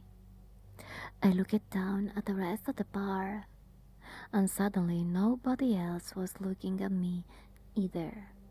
It's like the entire room had suddenly and collectively agreed to pretend like I no longer existed. Oh, I think that I know what happened, guys. I think that, well, even him was not really acting like a normal customer, you know? So all of these people probably knew something about this program, and they probably were suspecting that he was not a real customer, so that he was actually failing his mission. But now that he shouted and got angry, this made him look more like a normal customer, no? So that's why probably they started ignoring him. Like, oh yeah, okay, then this guy is a real customer. You agree? Yeah. We will see. So, what the F is wrong with you people? I shouted. Nothing against you, buddy. Somebody, I couldn't see who, shouted back. There's just too many people in here right now. I asked out loud what hell that was supposed to mean. It's 5 o'clock on a Tuesday, the bartender spoke up, his tone implying that he was explaining something painfully obvious. Think about it, yeah? How busy can a Chili's get on a Tuesday at 5 o'clock? Just think about it. If we don't sell these, then nobody gets paid. So, quit your whining and come back when it's emptier. Any further questions of mine fell on deaf ears. I was invisible again. I slapped one of the $10 bills onto the counter and stood up, left the place. For the next few hours, I sort of just wandered around, my head in a bit of a daze, still not fully convinced that this wasn't a dream. I went over to the food cart, ate some KFC. I have a trauma with KFC, guys. I have a trauma. The last time that I ate KFC was when I was in the UK, and I was staying there for a while. I came back home and I felt so sick. So sick, guys. I think that something very bad was put into that KFC. Never again I went back there. And I will never go back to a KFC. Oh my. Oh, really? Yeah, don't go there either. I think that at minimum, they don't have, they don't respect hygiene measures at minimum. But at that time I vomited something. Don't know what it was. It was, yeah, I know it was something that probably wasn't supposed to be there. Never again I will go to a KFC.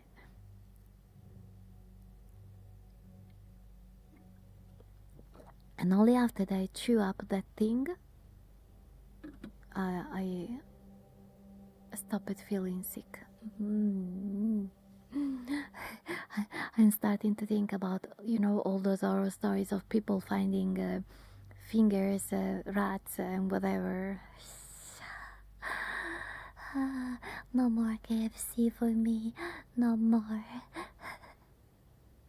Okay, let's continue the story. Indeed. So,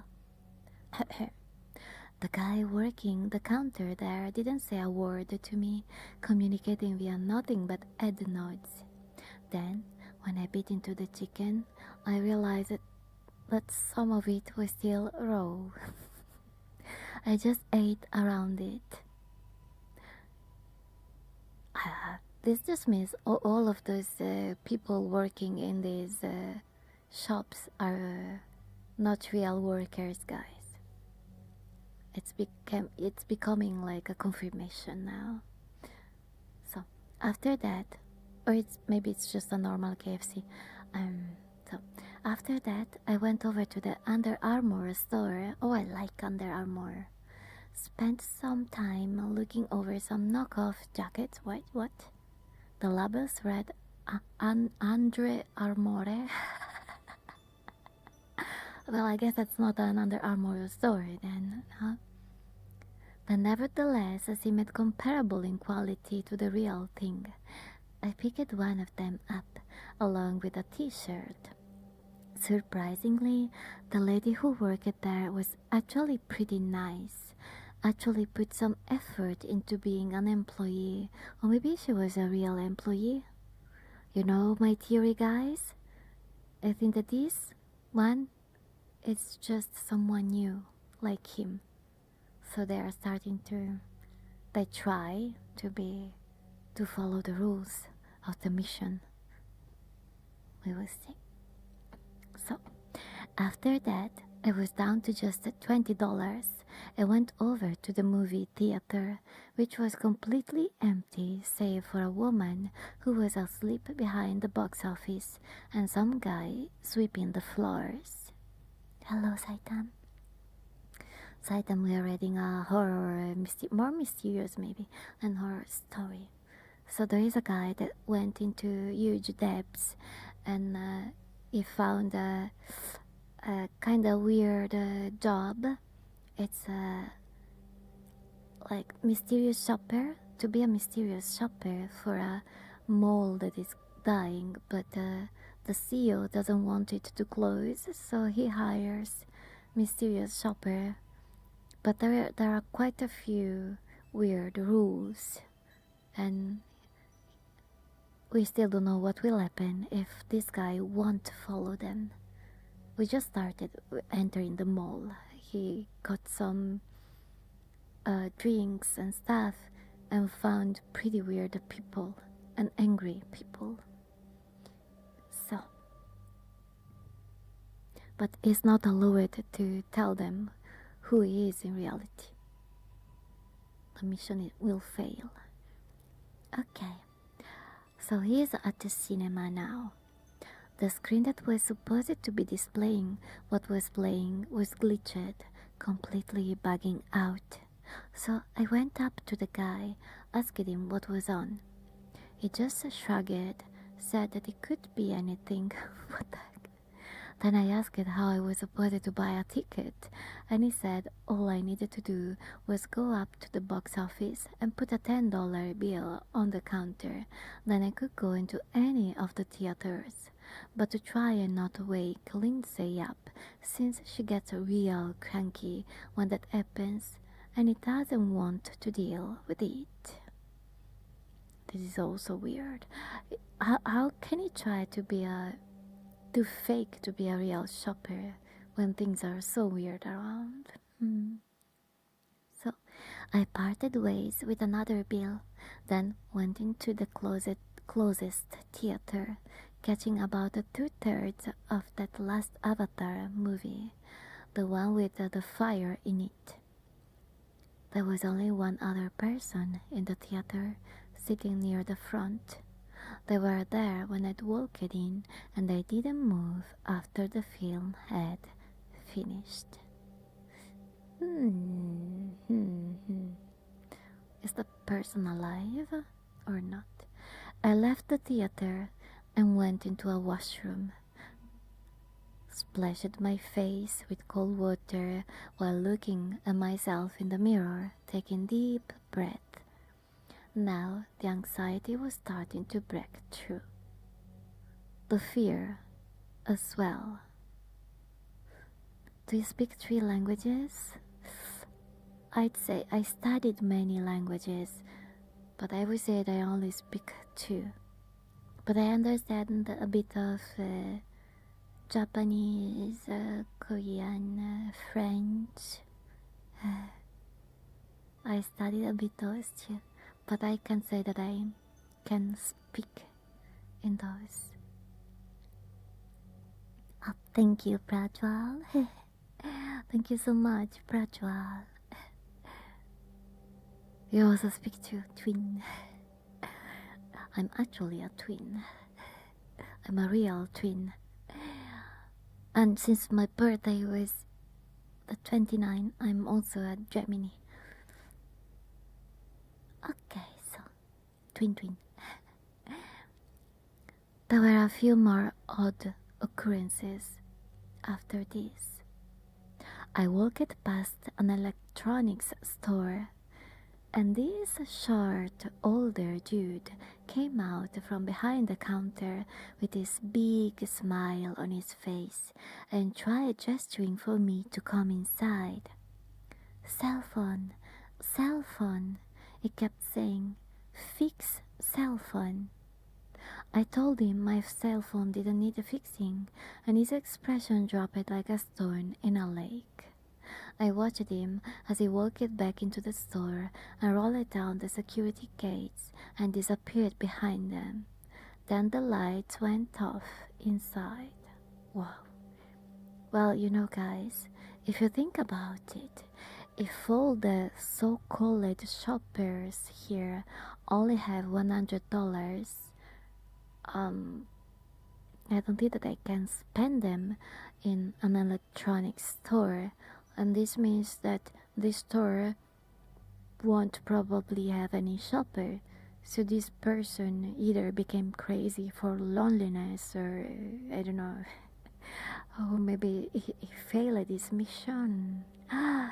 Guys, what if the people working in the stores all have different missions? What if the mission of this one was to try and get at least one customer, and then he failed, and that's why he did this? He would get back into the store, roll it down the security gates, disappeared behind them, then the lights went off inside. Yeah, it seems so. Oh, this story, I like it. Let's see. So,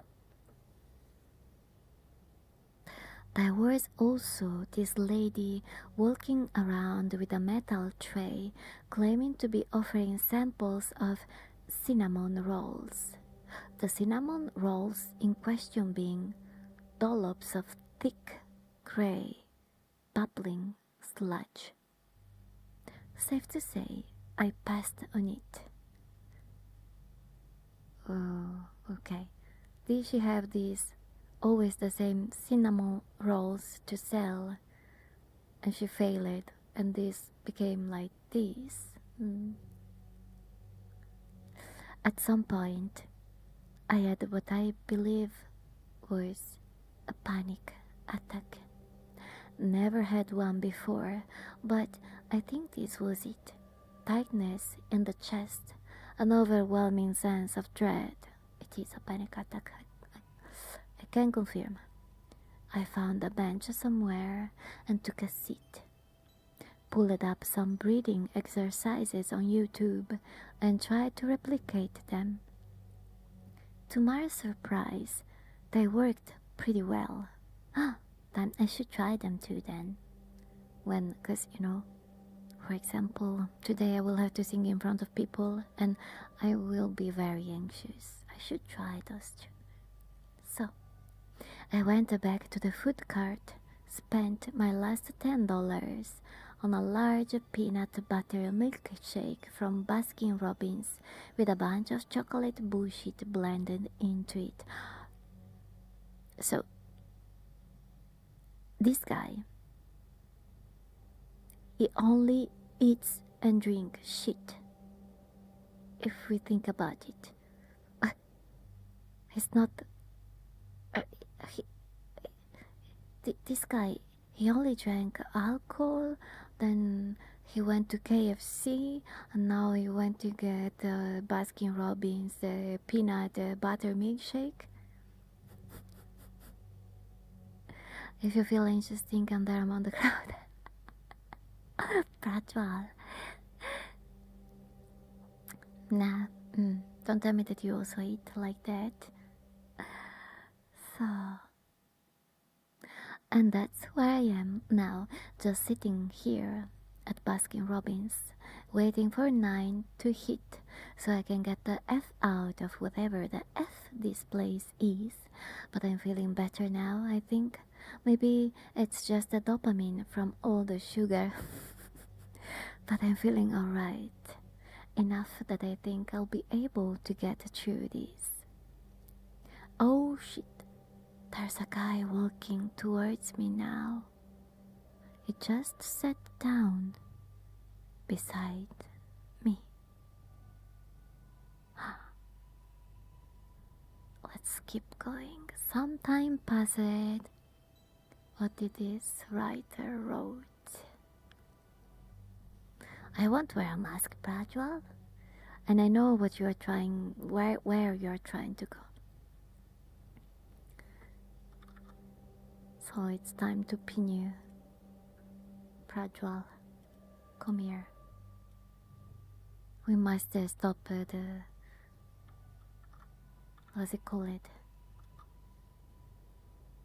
Virtual feeling thingy. Our main character is a chad. What will happen now?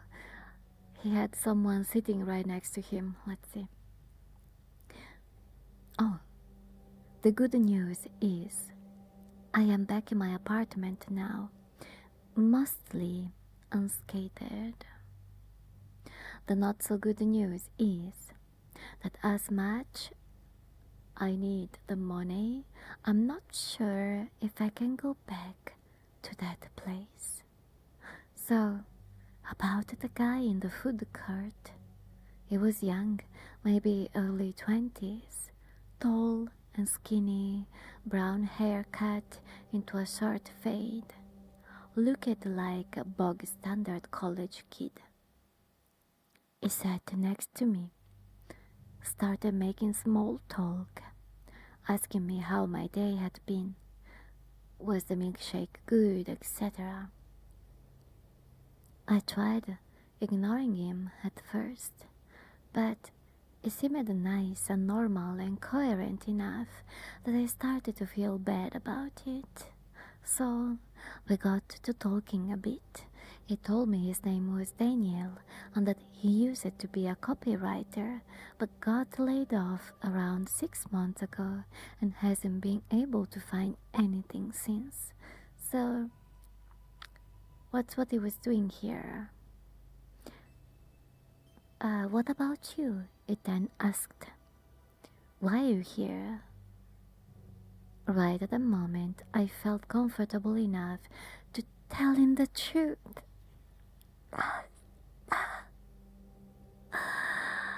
This guy's not a Chad. He's a dumbass. Oh no. I told him. Oh wait, maybe the. Okay, wait. Maybe the truth is not about the mission. Let's see. I told him about the gambling, the debts, the collectors. It felt nice and cathartic airing out of my dirty laundry to a complete stranger, so I just kept on going. I didn't stop talking until my eyes drifted down and landed on the shoes he was wearing. These really worn, scuffed white sneakers. Yeah, there is someone here. My friend. Right at the moment. Sorry. Okay, I thought. Could be a coincidence, and even if it was same guy from the bathroom, then so what? But then I remembered Scott's message. Specifically his instructions about what was I supposed to do if somebody tried talking to me and the realization washed over me like a cold wave. I suddenly stood up, told him I had to get going. He started protesting, telling me that I should stick around because he had something he wanted to show me. I told him I was tired and I really needed to go home. He started grinning, showing off blocky chiclet teeth, really stretching his lips as wide as they could go and then a bit wider than that, looking really uncanny. He asked me again what I was doing here. Shopping, I told him. Just shopping. He pointed out that I didn't have any bags, so what could I have been shopping for? I started scanning the floor around me before remembering that I'd left the Under Armour bag in the washroom. He started laughing in this jovial manner, though there was something clearly ominous beneath it. Hello, Uncrowned. We are reading some mysterious horror story. You're not here to shop, are you? He asked. Then what? Why are you here? I snuck a glance at my phone and saw 8:50. I repeated that I really had to leave, and then I turned it around, started heading for the exit. To my dismay, I could hear his steps keeping pace behind me. Once I got to the doors, I checked the time again. 8:55. I turned, and Daniel, or whoever the F he was still there, standing about a half dozen feet away. Don't you have to go home? He questioned, holding on to that grin. The door is right there. Why don't you leave? Remember, guys, there was also that rule. Do not leave a second earlier than the mission. By now, I was checking my phone every few seconds, no longer making an attempt to hide it. He laughed again, said that if I wasn't going home, I may as well come and see what he wants to show me. Now the panic had returned. and I really had to force myself to stay put for just a few more minutes. Minutes that seemed to be stretching into infinity. But I told myself that I was ready to sprint the second he tried making a move. I started wondering who I was more scared of, Renzo or this affair right in front of me. It came up inconclusive. So for who doesn't know, he owes this Renzo a lot of money, and this Renzo is not a good person at all. He's part of a gang. So, as the seconds ticked down, he continued goading me to come with him, each request insinuating more of a threat than the last. The grin slowly fading, twisting into something more outwardly malicious. The moment that the clock hit 9, I tried to bolt, though I didn't get far. The bastard grabbed onto my collar, started dragging me back. I tried yanking myself away, but the fucking freak had this inexplicable iron grip. It was nothing but luck that I had been wearing one of my old cheap shirts, the fabric of which was already starting to tear. I jerked myself forward a few more times until it shredded off my back. Once free, I lunged ahead and pushed the door open, vaulting myself outside and tripping over my own feet, elbows planting hard onto the concrete. A searing pain jolted up my arms, and I think I heard something crack. But I wasn't too worried about it in the moment, more concerned about making sure Daniel wasn't about to drag me back inside. Yeah, things are getting kinda violent now. I scrambled to my feet and spun around to face the doors, bracing myself for, well, I don't know what. Maybe for him to be charging towards me like a bull. Which it wasn't. He remained inside, his face now pressed up against the glass, features pancaked into his odd, grotesque visage. Was a monster, what the heck, staring at me with wide, bulging eyes, relentlessly dragging his tongue across the glass in a circular pattern. Oh yeah, like he'd suddenly forgotten how to act like a human, or maybe he just didn't care anymore, no longer felt the need to keep up the front. I just stood there and stared back, convinced that the second I tried to move, he would do the same.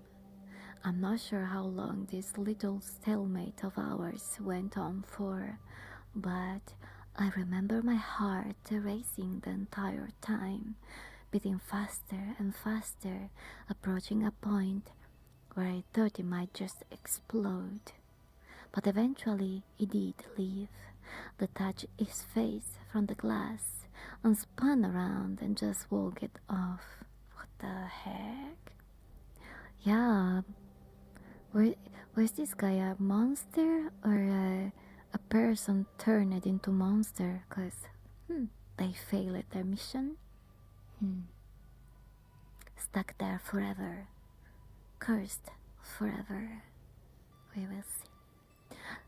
So I doubled over, puked up some bile and took several deep breaths before walking over to my car, cold and shirtless, watching the sun clip into the horizon. I wasn't expecting to find that my tires had all been slashed. All 4 of them. My stomach dropped. Then it dropped even further once I looked around and saw that my car was now literally the only one in the entire lot. I tried calling for an Uber, but the network out there was so shit that the app wouldn't load. I could have gone back into the mall and used the Wi-Fi, but F that. I just leaned onto the hood of my car, mulling over my options, feeling a bit numb. My apartment was about 18 miles away. How many kilometers is, guys? 18 miles. Let me see. I think that it's a lot. 18 miles, 2 kilometers. Well, almost the 29 kilometers. 29 kilometers are in my walking speed. It's around 10 hours. A bit too much of walking. A bit too much. Thank you, Darko. The 29. Thank you, Velcor. Yeah, but I'm celebrating until tomorrow. Okay. So, 18 miles. Theoretically walkable, but the bigger problem was I really didn't know the way. Here was a good chance that if I tried walking, I'd end up in the next town over, especially in the dark, which was something I thankfully didn't have to risk. A few minutes later, the front door swung open and out came a woman, maybe in her 30s, dressed in jeans and a windbreaker. She didn't seem all too dangerous, but my expectations were up in the air at that point, so I backed away regardless. She walked halfway across the lot before stopping, looking over at me. It seemed like she was about to say something, but then hesitated, looking away for a second before looking back. Then she called out, asking if I needed a ride. I told her I'd love one, but could she first prove to me that she wasn't with the maniac that I just escaped from? She said she wasn't with him, but that she didn't know how she was supposed to prove that to me, and that she wasn't going to wait around, so if I wanted a ride, I should make that decision soon. Ah, you got a job. Oh, nice, Chaco. Thank you. Thank you so much. No worries. So, I shivered. It was starting to get cold out. She never questioned why I was shirtless. I then asked her where her car was. She told me to follow her, but not before flashing the Glock attached to her hip. She said she didn't think I was a threat, but that she absolutely would not hesitate to shoot if I tried anything. I assured her that I wasn't going to try anything. She'd parked about a half-mile away from the mall on a dirt patch in the forest, well hidden from the road. She might be another mysterious shopper, but like more experienced, guys. That's why she parked away from the mall. Maybe it already happened to her to have her car destroyed. Okay, I asked her why she'd parked all the way out there and not in the lot. She told me the first time she'd left her car in the lot after 8 p.m., her tires had gotten slashed. I then asked her how long she'd been working at the mall, she said she didn't really want to talk about it, that she'd prefer it if we just sat in silence for the duration of the trip. Thank you, Anemi. So, I thanked her and hopped out. Before she took off, I asked her what her name was. She just shook her head, said it'd be pointless for me to know. When I got home, I drained the rest of the vodka in my fridge and passed it out on my couch. When I woke up this morning, I checked my phone and saw a notification from my bank. I had been transferred $3,000. I also had another email from Scott. Hey man, this is the email. Hey man, I heard you might have had a rough first day, so I sent you a bit extra on top of the promised amount.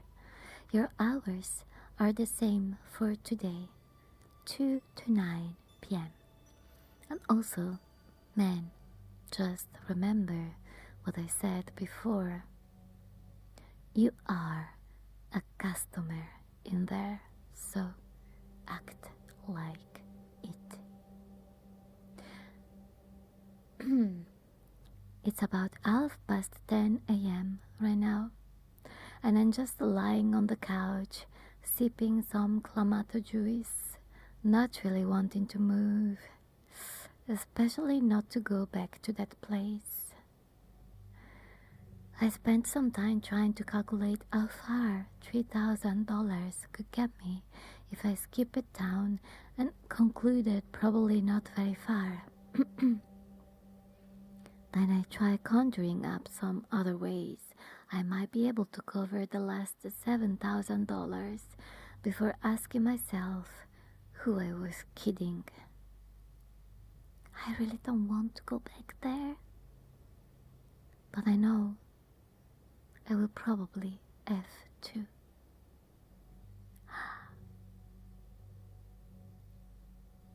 The story ends here, guys. Why is it a locked post? New comments cannot be posted.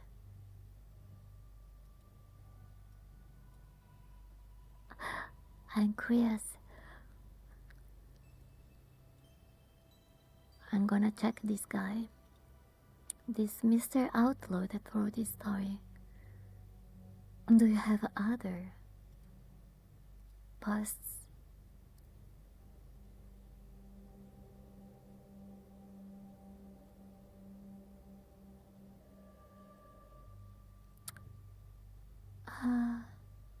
This is 8 months ago.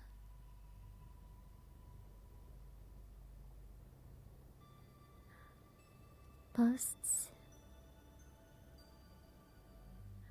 1 month ago is this.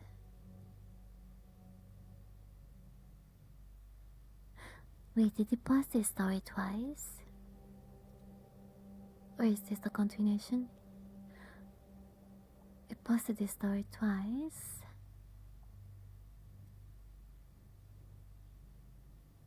Let's see.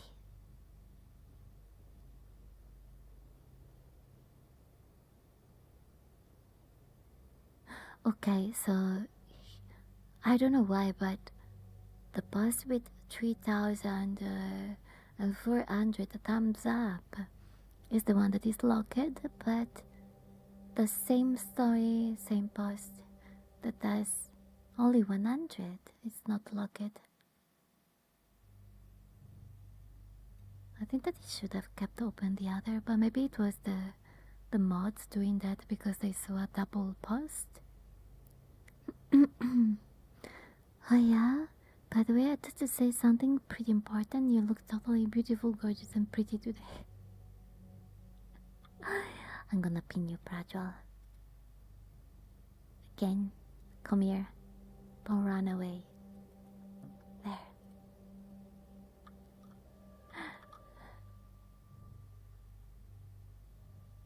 And what else did you write?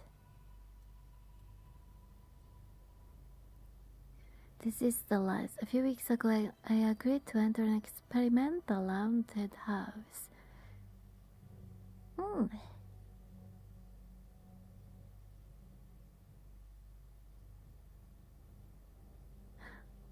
Okay, he writes a lot of stories.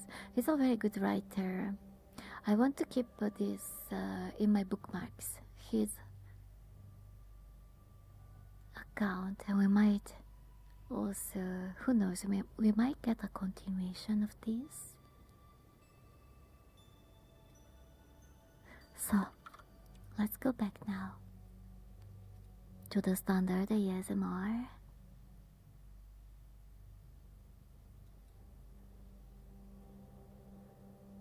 Here. I'm very proud and happy and blushing to say, but to stay by your side. You became a new ringer now.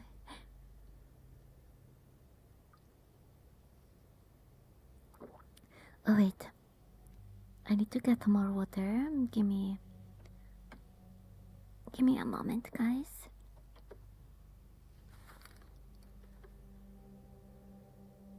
I'll be right back.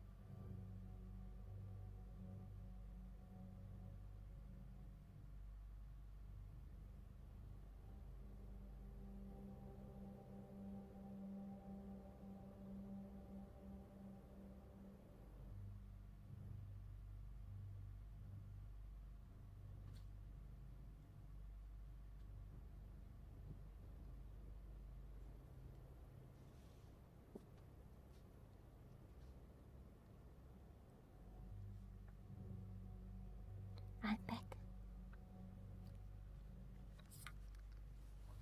Okay. I will reactivate the redeems now. So guys, did you like that story? I think that it was really, really well written. Also because it gives you like a lot of questions. It made me have like many theories.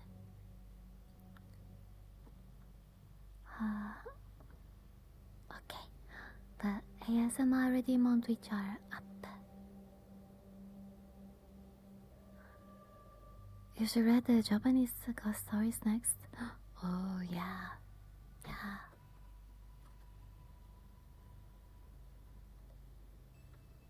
I wonder if Reddit has. Let me search.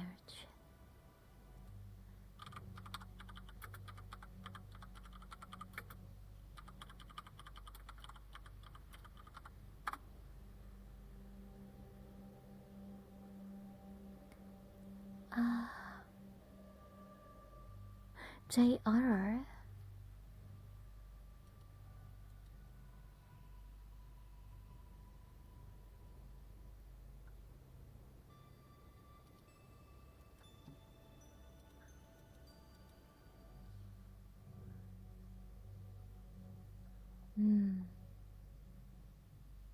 These are not stories though.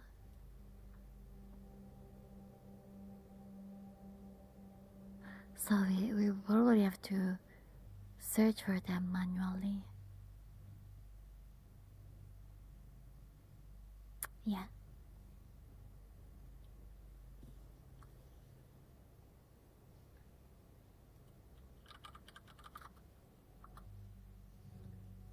Let me drink. I took water, but I forgot to drink.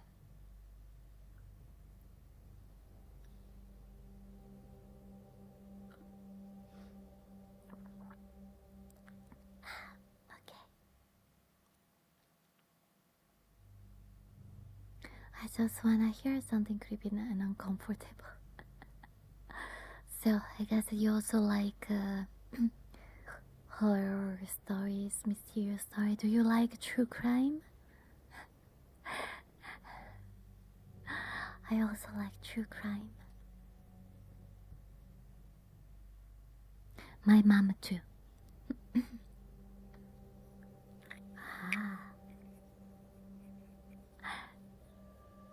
Sol drinks water and I just made myself a cup of tea.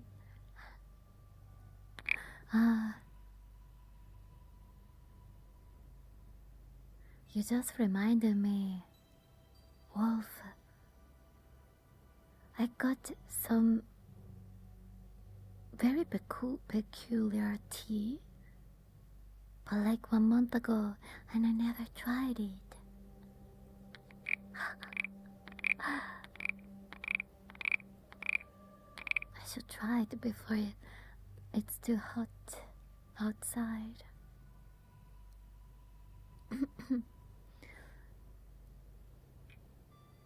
Yeah, I should give it a try.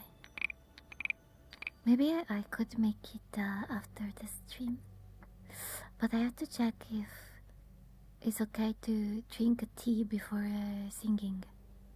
You know, there are many things that you shouldn't eat or drink before you have to sing. Sadly, chocolate is one of those.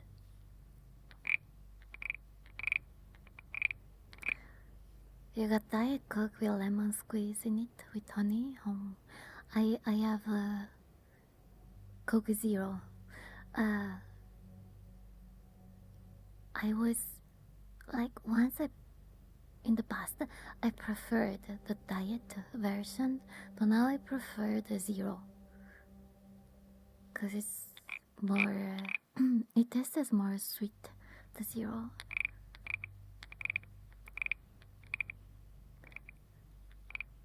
But I usually don't drink it with lemon.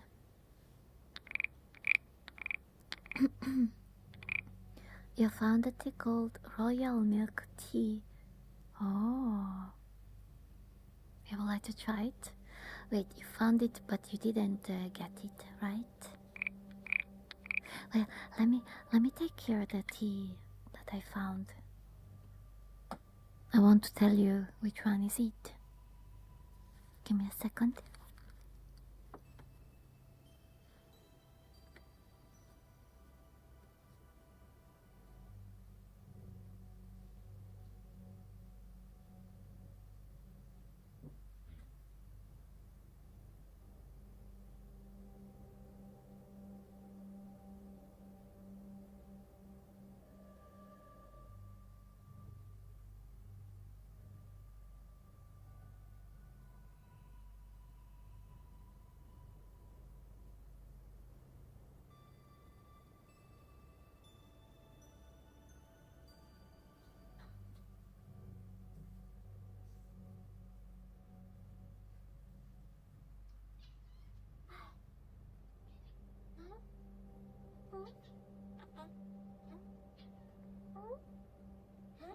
No, the chair.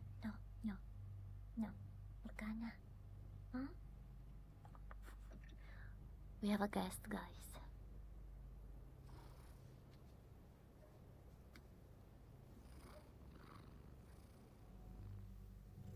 Morgana is here.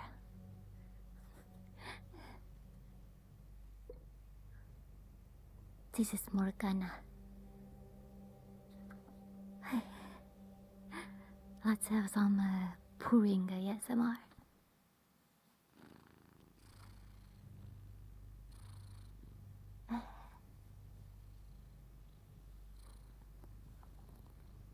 Morgana, the chat says hello to you. Yeah, you can brush on the mic. It's more ASMR. Cat brushing on the mic ASMR. Okay, so I have the tea.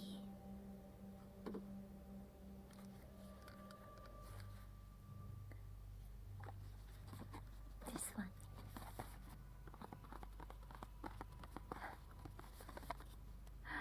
And yeah, it's called Yoji Organic Happy Farming Ayurvedic blend with, what are these? Rooibos. It's a fruit, I think.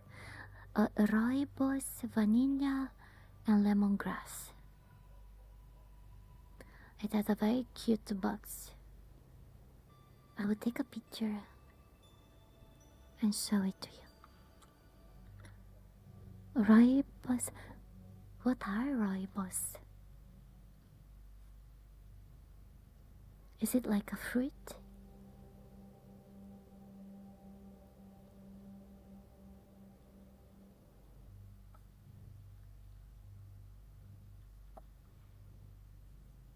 Morgana, let me take the picture, wait.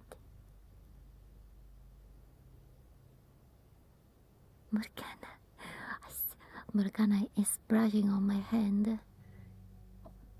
Excuse me.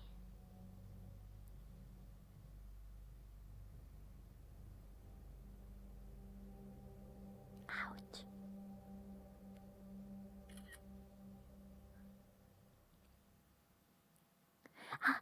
Morgana, I'm not a tree. That hurt. She's skinning me.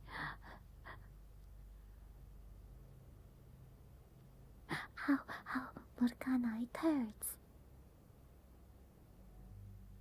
Ouch, stop it.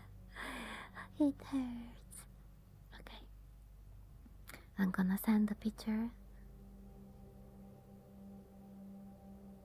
And then I will show it to you.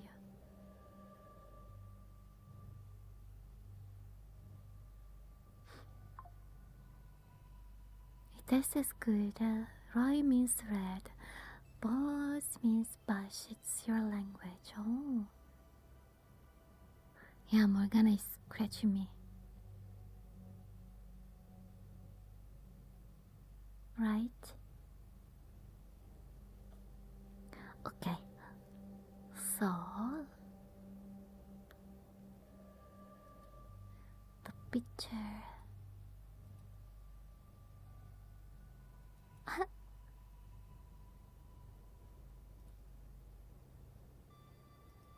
Morgana. Ow. You can't eat me. Thank you for the follow. Lethal weapons too.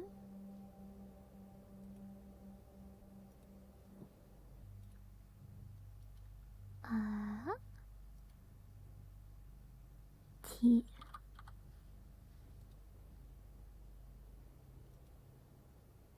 Pros.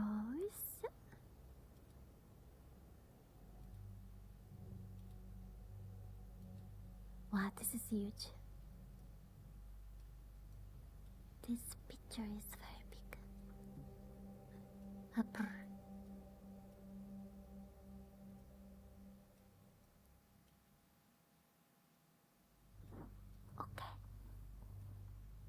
This is the tea. Look how cute it is. I got it mainly because of the box. I still have to try it. Yeah.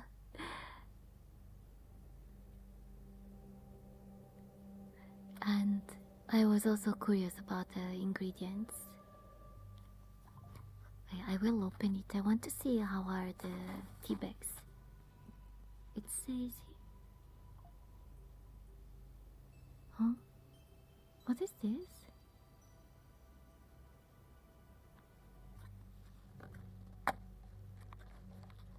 Hello, Nemictus. Tapping on plastic, yes. Just give me a second. Oh.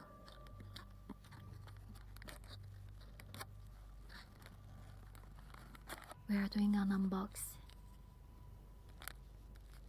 Okay, the tea bags are pretty simple. They're orange. And Morgana. No, your eyes on the phone. You will make me sleep. Don't cover the phone. Yeah, you can brush on the mic, but don't cover the phone. No. Morgana, come back here. Okay, yeah, so it's pretty simple, the tea bag. She wanted to stay where the phone is, but yeah, come back here. You passive-aggressive cat. You're too big also for this place. Acha, come back here.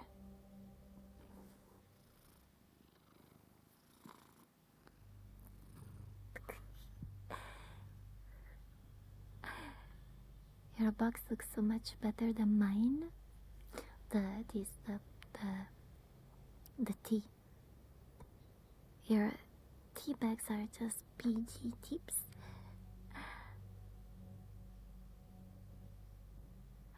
Okay, let's do tapping on plastic.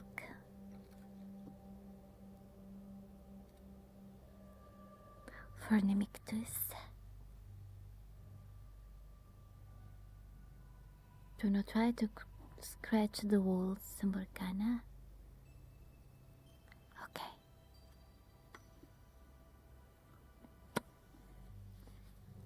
No problem. I want to try this tea after the stream. If I can wait.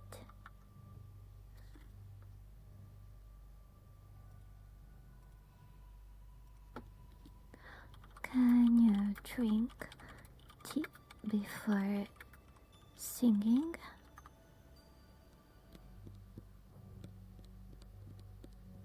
Yes. No, wait, this is the... I don't believe the AI answers. So let's see.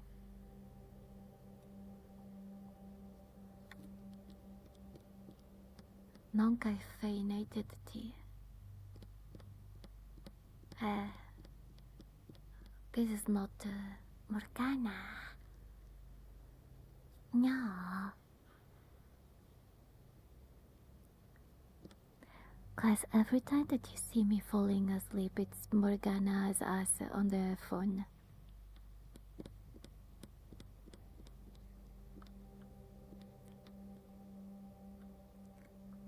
No, no, no, no, no. What did you do now? She's clicking on the keyboard. You move at me. Morgana, let me do the trigger.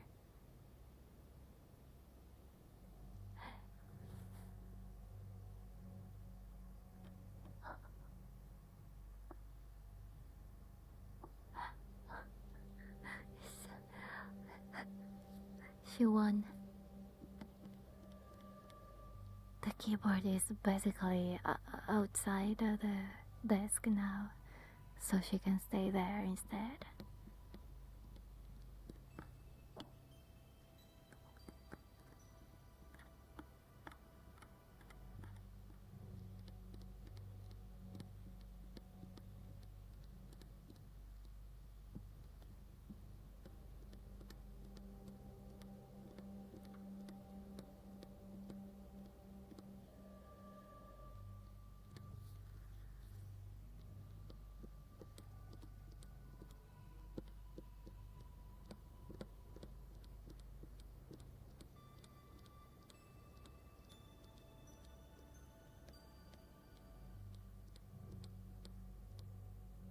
Do you hear?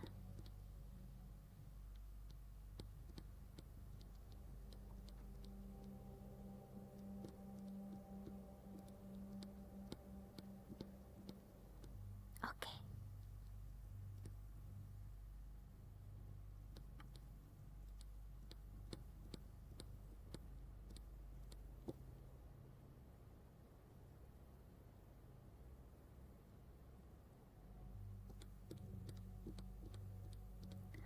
We have a few more minutes, guys. Then I have to go prepare for the performance. How would you call it? I want to be able to have my pretty dress, sadly. Bad courier. Morgana, no, no, no, don't, you can't use the keyboard as a cushion. Huss.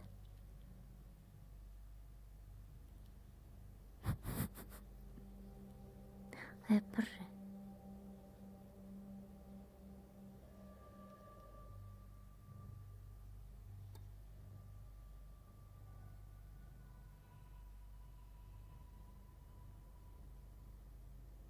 I will show you.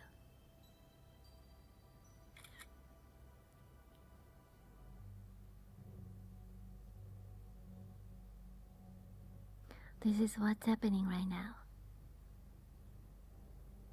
Here.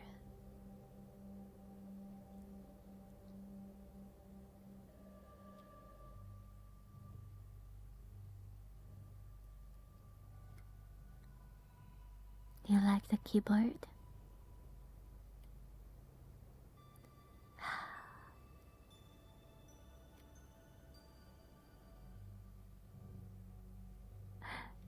Oh, so many hugs.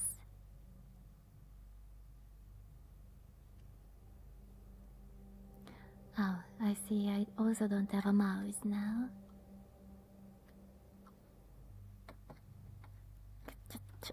Give me some space, Morgana. Some space.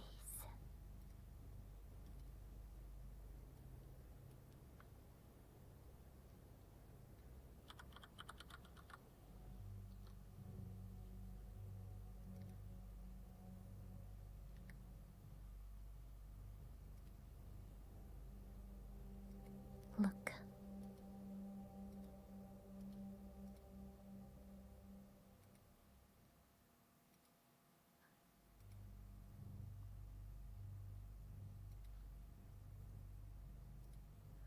This is what's happening right now. Bless you. Thank you, Kao.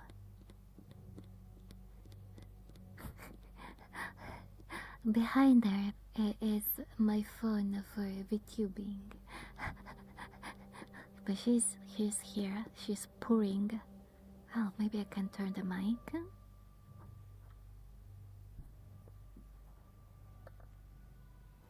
I can't reach her. Never mind. Yeah, she wants attention. It's because I was away for a couple of days, but she's very attached to me. And I would bring her with me, but she's too scared. She's scared of even just people passing by on the door in front of the apartment door. She hears footsteps, and she just go into hiding.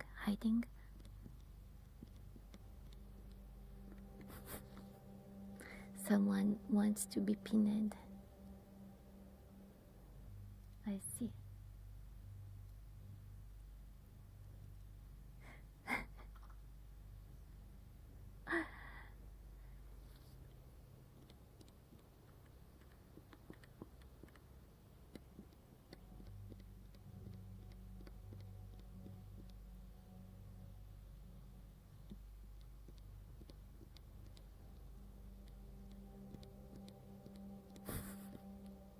No, Peanut. Peanut, only Peanut.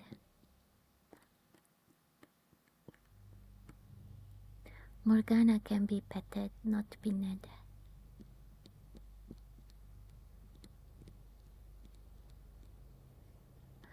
So we have 1 minute left. Then I have to go.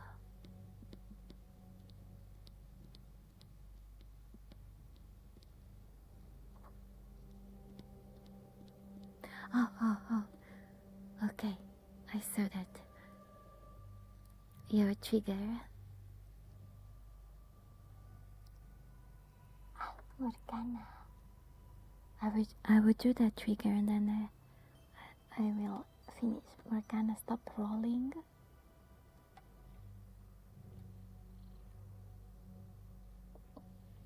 So, whisper your name 5 times. Morgana. Okay.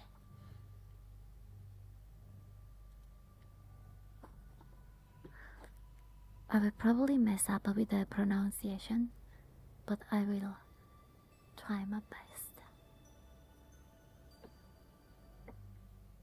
So,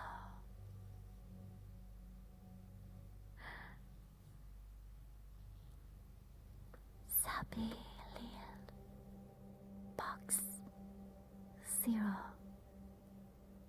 2 Sabi Lil Box 0 2 Sabi Lil Box 0 2 Sabi Lil Box 0 2 Sabi Lil Box 0 2 Done. There.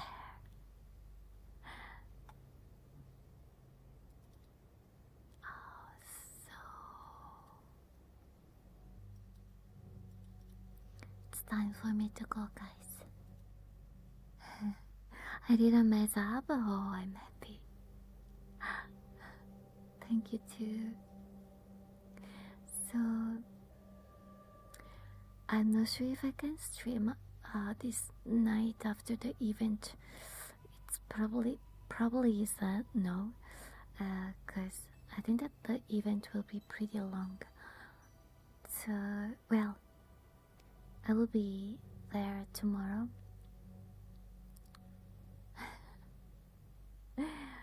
I will be back tomorrow from morning, since I have a free day. Morning, but not like at 8 a.m. guys. More like second half of the morning, okay? Like right now for me is 4:30 p.m. Just so you know. Okay, guys, let me see if I can find a seiso ASMR streamer.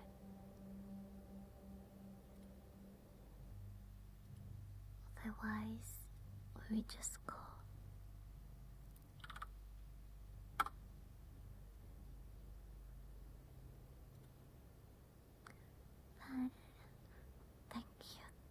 Thank you to Wolf.